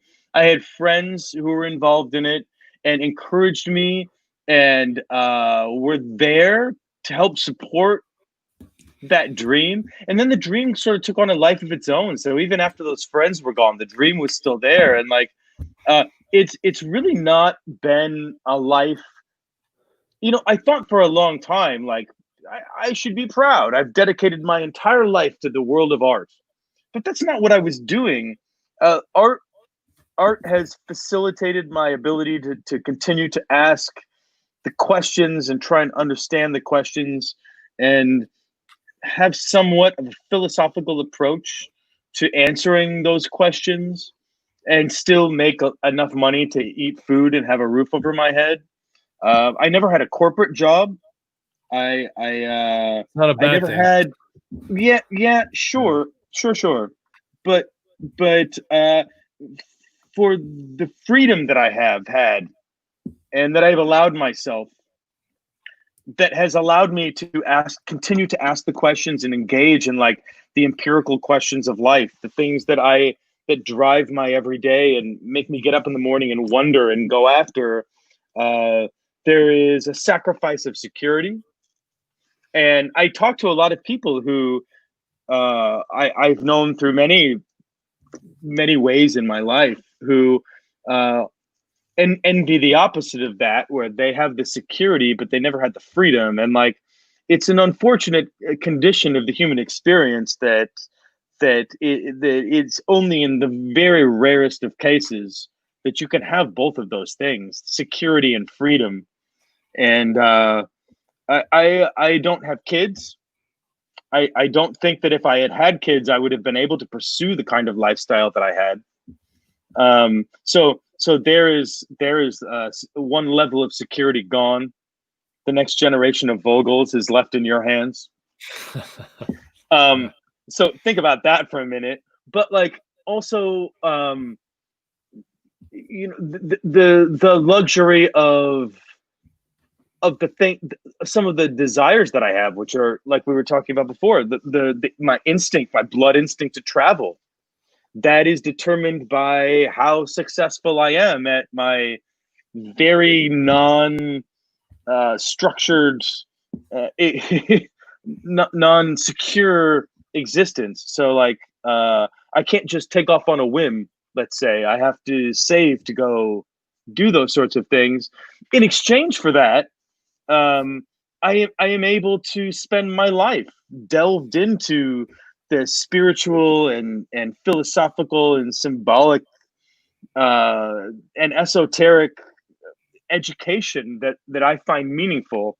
And I think it's up to each one of us to determine what that balance of security and freedom is. And certainly at certain points in my life, I misappropriated the security for the freedom, where maybe other people were wiser and had a better balance of it. Whereas also other people spent too much time on the security and didn't until too late in their life start asking themselves questions about like, who am I and why am I here and what is consciousness and like what is the relevance of having grown up or given the beautiful experience that we had to grow up the way that we did. How can I pass that on to the world, and what can I learn from it and help to grow the world into a better place with? Some of those people didn't spend enough time on that, and too late in their life, with the resources that they have, they don't know what to do with it. So I don't know what I'm trying to say here, other than that, like, everybody figures shit out in their own way, schnikey out in their own way. No, that's awesome. Well, we're getting down to the last couple questions, and I, there's no way you and I can do this interview without tipping our hats, my hat, I guess, to mom and dad. I mean, this is something that you and I we wouldn't even. There we go. Appreciate that. Yeah, I can fit the hat back on. For the record, that's yours, my hat. by the way. Yeah, that's your hat. Yeah, he stole that from me, but that's like, go Bears. That's fine, as long as it's a Bears hat, not a Packers hat. But in all seriousness, though, and I know she's watching, and I definitely want to make sure she gets a little bit of pub too. Pops, unfortunately, and with, I don't even know how to say it. We won't get too deep into this, but Dad left us 2011. He's been gone for a while now, and without Mom and Dad, we wouldn't be on this. I wouldn't be doing this. We would have. I would be two podunks from a tiny town of about 1,000 people in Idaho, if we were even born at all. Yeah. So I want to make sure that, and it's not just our story. Everybody that's probably watching this or can relate to this podcast, that you had parents that took a chance, and I don't think I ever realized it, and maybe till I was overseas again, is in Shanghai. But there's always that chance it won't work out. There's always that chance that life's going to throw you through a twist, and you're never going to recover from it. You and I come from some DNA that's pretty special. I mean, we had we were both in our adolescent years growing up overseas, and Mom and Dad are who they are, and they both have their positives, and they're human beings too. So there's some negatives too, but that's what we come from. And I am beyond proud, as I know you are too, to say that those are who. Sorry.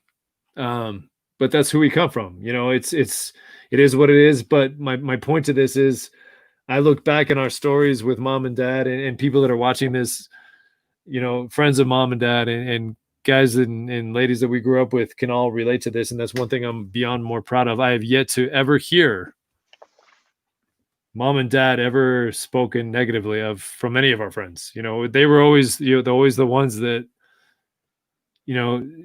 they were the first to give their shit off the back. It was about, come over, we'll feed you. We don't care. Just, whatever what can make your life better. That's who they are.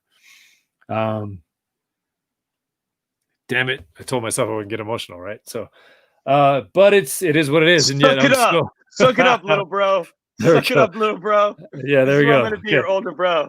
I appreciate it. No, but what I'm trying to say is just they're quality people. All of us as humans, no matter what you believe in, we all have our faults. And growing up, it wasn't perfect all the time, but they did the absolute best with what they had.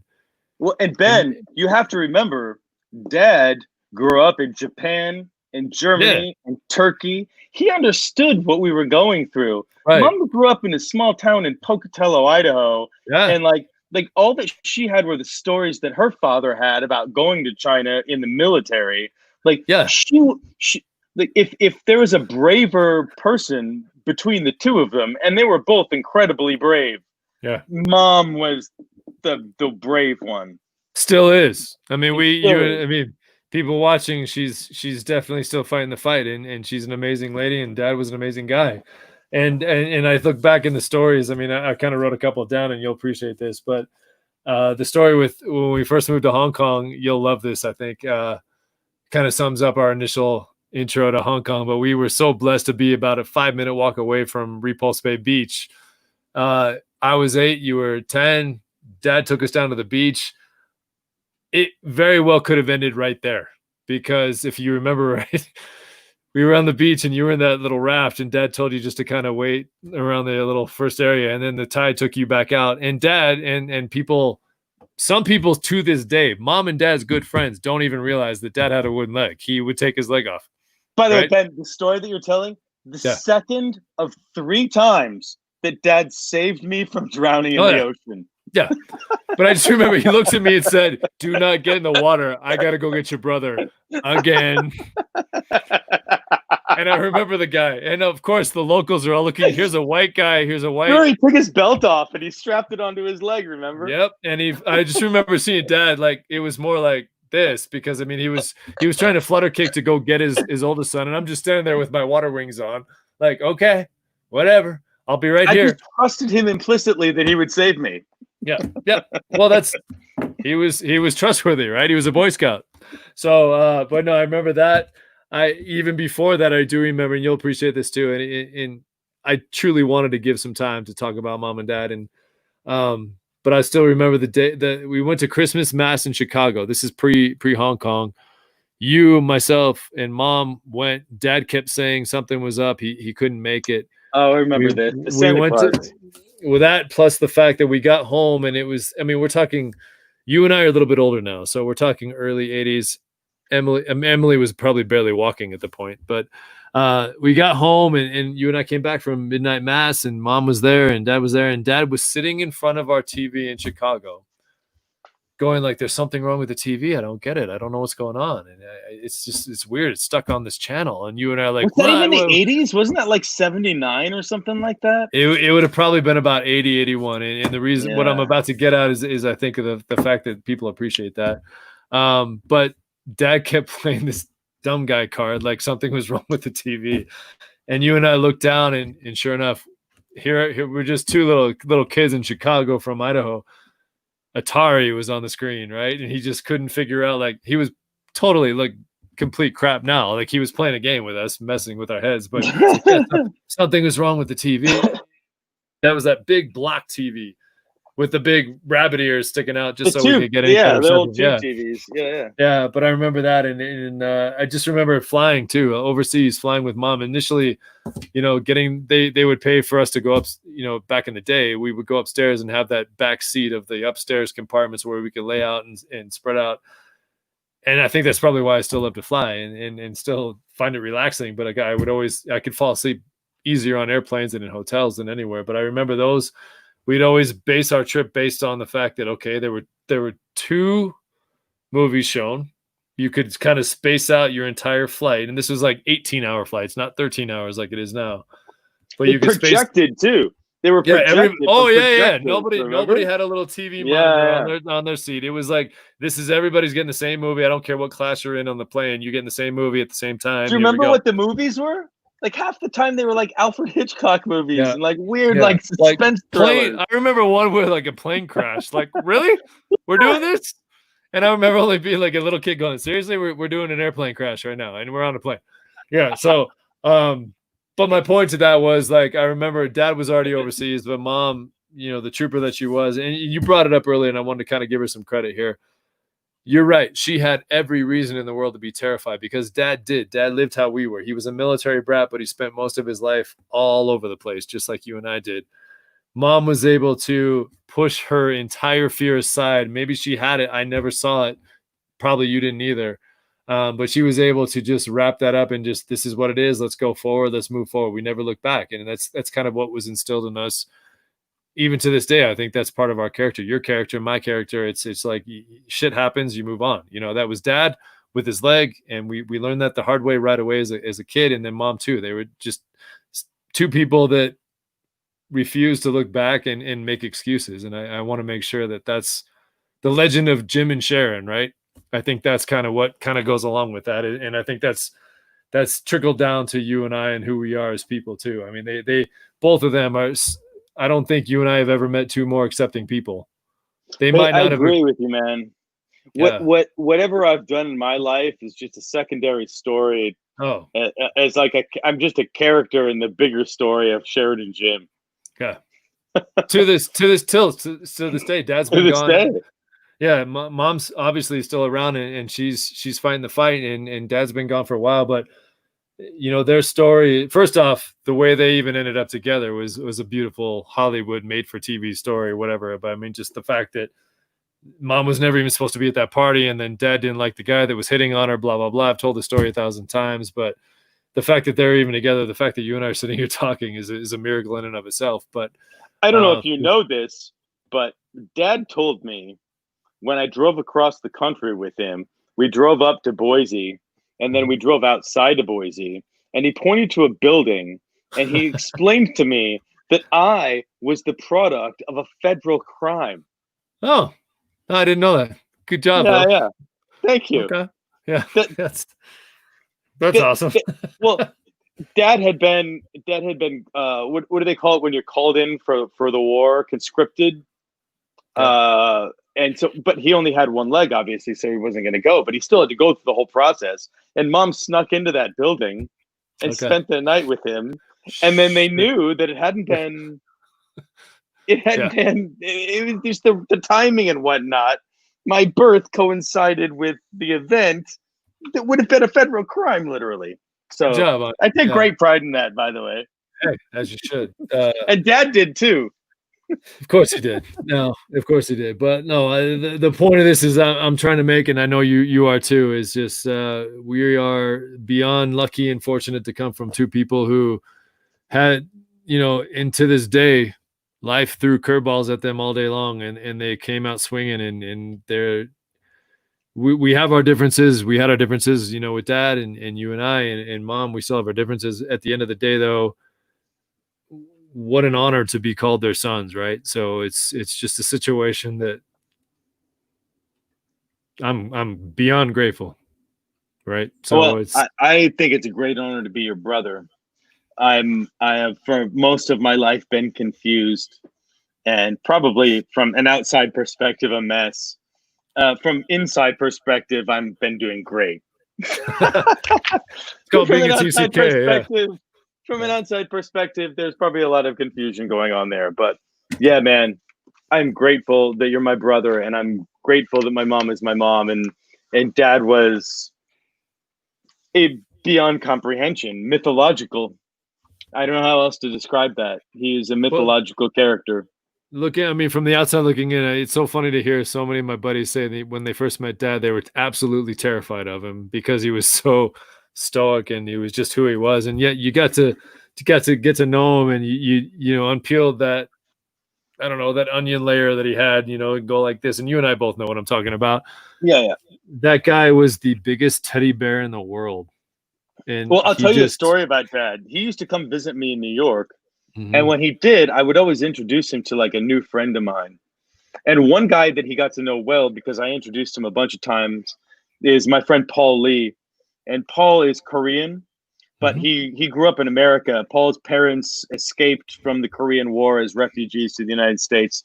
They had Paul and his brother here in Bethlehem, Pennsylvania. And I remember the first time I ever met Paul, or I ever introduced Dad to Paul. We went to some like famous steakhouse or something like that in 42nd Street. And like there was Dad and me and Paul. And Dad got up out of his chair, picked up his chair and moved it over next to Paul. And then for 2 hours, the two of them sat there and made fun of me. And Dad told him all my secrets, and Paul told him all the secrets that Dad didn't know. And they became like best friends. And I just sat there while the two of them completely deconstructed me. That's Jim Voegele. There's no shock at all right there. And then at the end of it, they both came over and told me that they loved me and gave me a big hug. There's Dad in a nutshell. That's Dad in a nutshell. Never mind the fact that he is known throughout the world as the Fry Guy. Let's be honest, right? So, and those of anybody who knows you and I both already know that story, so we won't get into that deep. But thank you, Mr. Simplot. Yeah, right. So, but his pretty bride is our mom, and I want to make sure you and I both agree on this. Again, I'm not perfect. You're not perfect. People aren't perfect, but Mom's pretty damn close, and she is probably the strongest person I've known. She taught us how to read before anyone else could read. She understood the importance of what it takes to survive this world right off the bat. Yeah. So she's just talk about character and strength and pushing aside obstacles to make a difference in this world. I don't think there's a bigger example of that than Mom. So I just, what she's going through. I know what she's going through. She knows what she's going through. And I hope she's watching right now. But your boys are proud of you, Mom. I love you, Mama. So that said, brother, we've come to the ever popular final question, which I get blessings and curses on this question. So you can't take the easy way out, and I'm not even gonna let you say Mom or Dad or me. But you know what's coming. God I know damn it, those are all my answers. I know. I figured as much. So that's why I figured I'd say that before you even had a chance to. But this is my favorite question. And Jessica last week, or not last week, 2 days ago. This is the second episode I've done in 48 hours. But she was mad at me for this. She's like, "You can't. This should be your first question, not your last." I'm like, "But no, too bad. It's my show. I get to do what I want, right?" So, well, that just means she hasn't watched your show before. No, she has, and she knew it was coming even. So, but it's all good. Jess is awesome. So, but let's talk about beer. Now, I know you have a little sensitivity to beer, so maybe we shouldn't talk beer. Maybe something else, an alcoholic beverage. Or... I'll tell you what. Like beer is okay. There's some great gluten-free beers out there. Okay. Omission Ale. I'm just gonna plug Omission Ale. Very good stuff. Try that. All right. Well, either way, adult beverage. Let's just leave it at that. If you could sit down and you know what, you can answer any way you want. I'm just messing with you. But if there's somebody you could sit down and just have an hour to yourself and indulge in an adult beverage and just kind of talk about life and liberty and the pursuit of happiness and whatever, who would that person be and why, brother? Oh man, you know what's funny is that like ever since you asked me to be on your show, I've been thinking about that, and like my instinct is to say Dad, because clearly what was the word we're supposed to use? Fudging or frigging or frick. Frigging. Frick. I would frigging love to have another beer with Dad, but I'll tell you what, I don't want to have a beer with him unless you're there too. I remember. Do you remember the last time that you and me and Dad had a beer together? It was at that place. No, I don't think so. I think it was at that weird place, right? I think it wasn't Parley's Canyon. What's the other canyon that goes up? Oh, here in Utah. Yeah, with that garlic burger place that we went to. Like Cotton Bottom. Stink like garlic when you leave there. For a couple days later. Cotton Bottom. People in Utah know exactly what I'm talking about. Yeah, yes. Cotton Bottom. If you're from Utah, Cotton Bottom. I would go have a beer with my brother and my dad in Cotton Bottom. If it was a martini, I would kill to hang out with Bill Voegele, our grandfather. Yeah. Who I understand was notoriously horrible with children, but was a hell of a good time with adults. Yeah. And I would love to have a drink with Bill and just know who he was. That's a great answer. That would be really, really cool. But otherwise, Dad and you, that's it. And or just on any given day, I'll have a beer with Michelle. Don't leave her out of You can't leave her out of this conversation. No. I'll have a beer with Michelle any day of the week. Yeah. Oh, when we get done with this, I'm headed upstairs, and Emily and I are gonna have a beverage. So I get Sweet. That. Real quickly, those of you don't know, unfortunately, we didn't get to know him in depth, like you were saying, Bill Voegele, our grandpa on the Voegele side. But yeah, talk about He's a hero, man. He was a D-Day, first in on D-Day, and second, Bastogne. He was at Bastogne. Yeah, he proud again. The heritage that you and I have that maybe a lot of people don't know about. It's unreal on both sides. I mean, Grandpa Brown, Bart Brown on the other side. And he was a photographer. He photographed the entire experience of being from D-Day to Bastogne. I think you have the slides, don't you? Somewhere, yeah. Somewhere, right? Yeah. But it's something I'm incredibly proud of, and also a Korean War vet. So let's not sell him short there. So. Same with Bart. Those are the cousins that are watching on that side. Marine. He was a Marine. Semper Fi, yeah. And Bart was and I'll tell you this. Like, I don't want to get too much into this because I mentioned it briefly before. But as a Mason, it is an extraordinary amount of memory work and history work, and he was the highest level that you could possibly go in that. That man had an intelligence that was beyond anything I'll do in my life. His name is carved into the side of the building in Boise, if I'm not correct. You would know more than I, but I believe it. So I knew he was a Mason, definitely. So wasn't he the Secretary of Labor for? Yeah, he was in the state. He was in government. Yeah. So his name is carved into the side of a building. Jesus, no one's gonna carve my name into a building. I promise. You never know. I'll do it on the side of my house right now, just to make you feel better. Well, listen, man. You and I can talk forever. I can't wait to see you and Michelle. And I know COVID's kind of thrown a little hitch in your wedding plans, but we'll figure that out. Rona. Yeah, thanks a lot, Rona. But it's a crazy world, but it's I'm a lucky guy to have you as a brother, and parents that I had, and a wife that I have, and just a life that I've had. I am so thrilled that you were able to do this. I like to kind of give you just a minute or two to just kind of all the guests. Anything else you want to say for the people watching right now? It's all about you for the next minute or so, and then we'll kind of wrap this up. So go ahead, brother. I already talked too much. I just want you to know how much I love you and how proud of you I am, and that you are so good at this and so natural at this. And look at all of the people that you bring together as a leader. I'm so proud of you, and I love you. And I love mom, and I love dad, and I love Michelle, and I love you. And not all in that order, but all at once with the same big love. No, That's all awesome. I got to say. No, and go check out Michelle's website.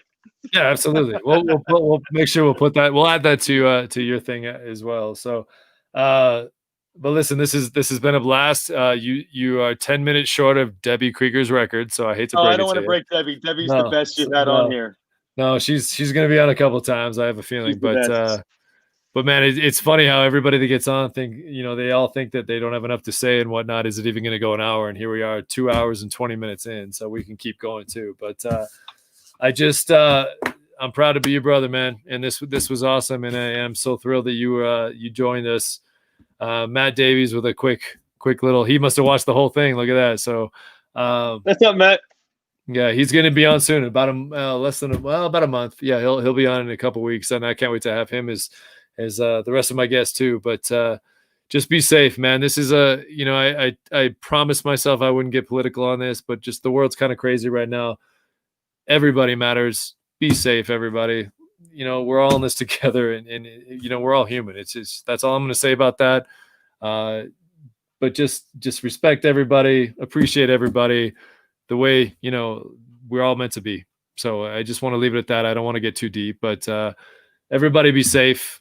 Please make sure if you are watching on YouTube, on the YouTube channel, make sure you subscribe to that. If you have any questions, don't forget to smash that like button.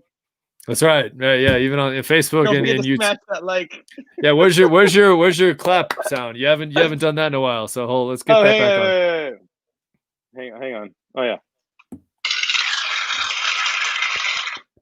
Okay, good. Put the wig back on too. Oh yeah, we got to exit. Exit as we started, right? As we started, yes. Yeah. Exit through the gift shop. Yep. But truly, folks, that's how I remember my brother in 1990. So that's exactly what he looked like. So with those, I don't know what that was, but we'll go with it. Thank you for that. Air horn. Oh, air horn. Okay, I didn't know if it was an accident. So, but truly, this BenThere thing has been an honor and a pleasure, and having you on, man, I couldn't wait to do this. You and I could talk for hours. Can't wait to see you and Michelle. As soon as you can, make your way out here, and we like Emily and I would like to get out to the East Coast too, and it will happen. Hopefully life will get back to normal somewhat soon. But I love you. I admire you. I admire Michelle. Oh, look at this, sneaking in at the last minute. Niana Boss. How about that, right? I live and breathe.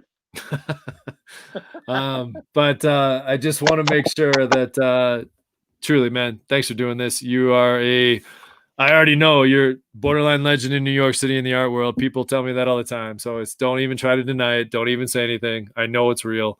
But thank you for being you. Thank you for being my big brother. And thanks for promoting this as well, because I know a lot of this, I am a novice on so many levels. This was just supposed to be about getting through COVID. I swear to God. Right. But it's taken off a whole new different direction, and I'm proud of it. And I know you're helping me and supporting me. You and Calvin, I truly want people to know that if it wasn't for you kind of pushing me to do this, it never would have happened either. But I don't know a damn thing about graphics and all the marketing side of this. I'm going to pick your brain, brother. But this BenThere.org thing has been truly something that eye-opening to me, and I hope eye-opening to everybody watching. We are all a kinship. Those of us that grew up the way we did, and I'm proud to say I'm a TCK. I know you are as well. But just thank you for watching. Thank you for chiming in. Those of you that interacted with us this whole time, it's been great kind of seeing names that we haven't probably even talked to in many years, right? But thank you. And I just want to make sure. Let me plug Roman's song again. Let me pull this real. Oh, it's real awesome. Quick. Roman Gradell, yeah. Great. Yeah. So those of you watching on Wait, before you BenThere.org. go, Ben. Yeah. I love you so much. I'm so proud of you, and I am so grateful to be your brother. Gotcha. Ditto. Let's I'm gonna hit Roman's song and then stay on because you and I are gonna chat after we kind of end the broadcast here. But this is I'm proud to put Roman's music on. You know, it's kind of become our theme here. Thank you all for watching. Make sure you subscribe on the YouTube channel. Here goes Roman's song. That means you and I are out of here. That's not Roman's song. That's the applause button. Okay, it's good. Here we go. Can you hear it? All right. Thank you all for watching. Please be safe. Just be kind to each other. Love everybody. That's what this world's about, man. Till next time. It'll be about a week from now. We have another good one coming up. My brother, Jason. Thank you, brother. And I can actually say brother because you are my brother. So, but the rest of you, thanks for watching. Make sure you subscribe. Until next time, everybody be safe. We'll talk to you later.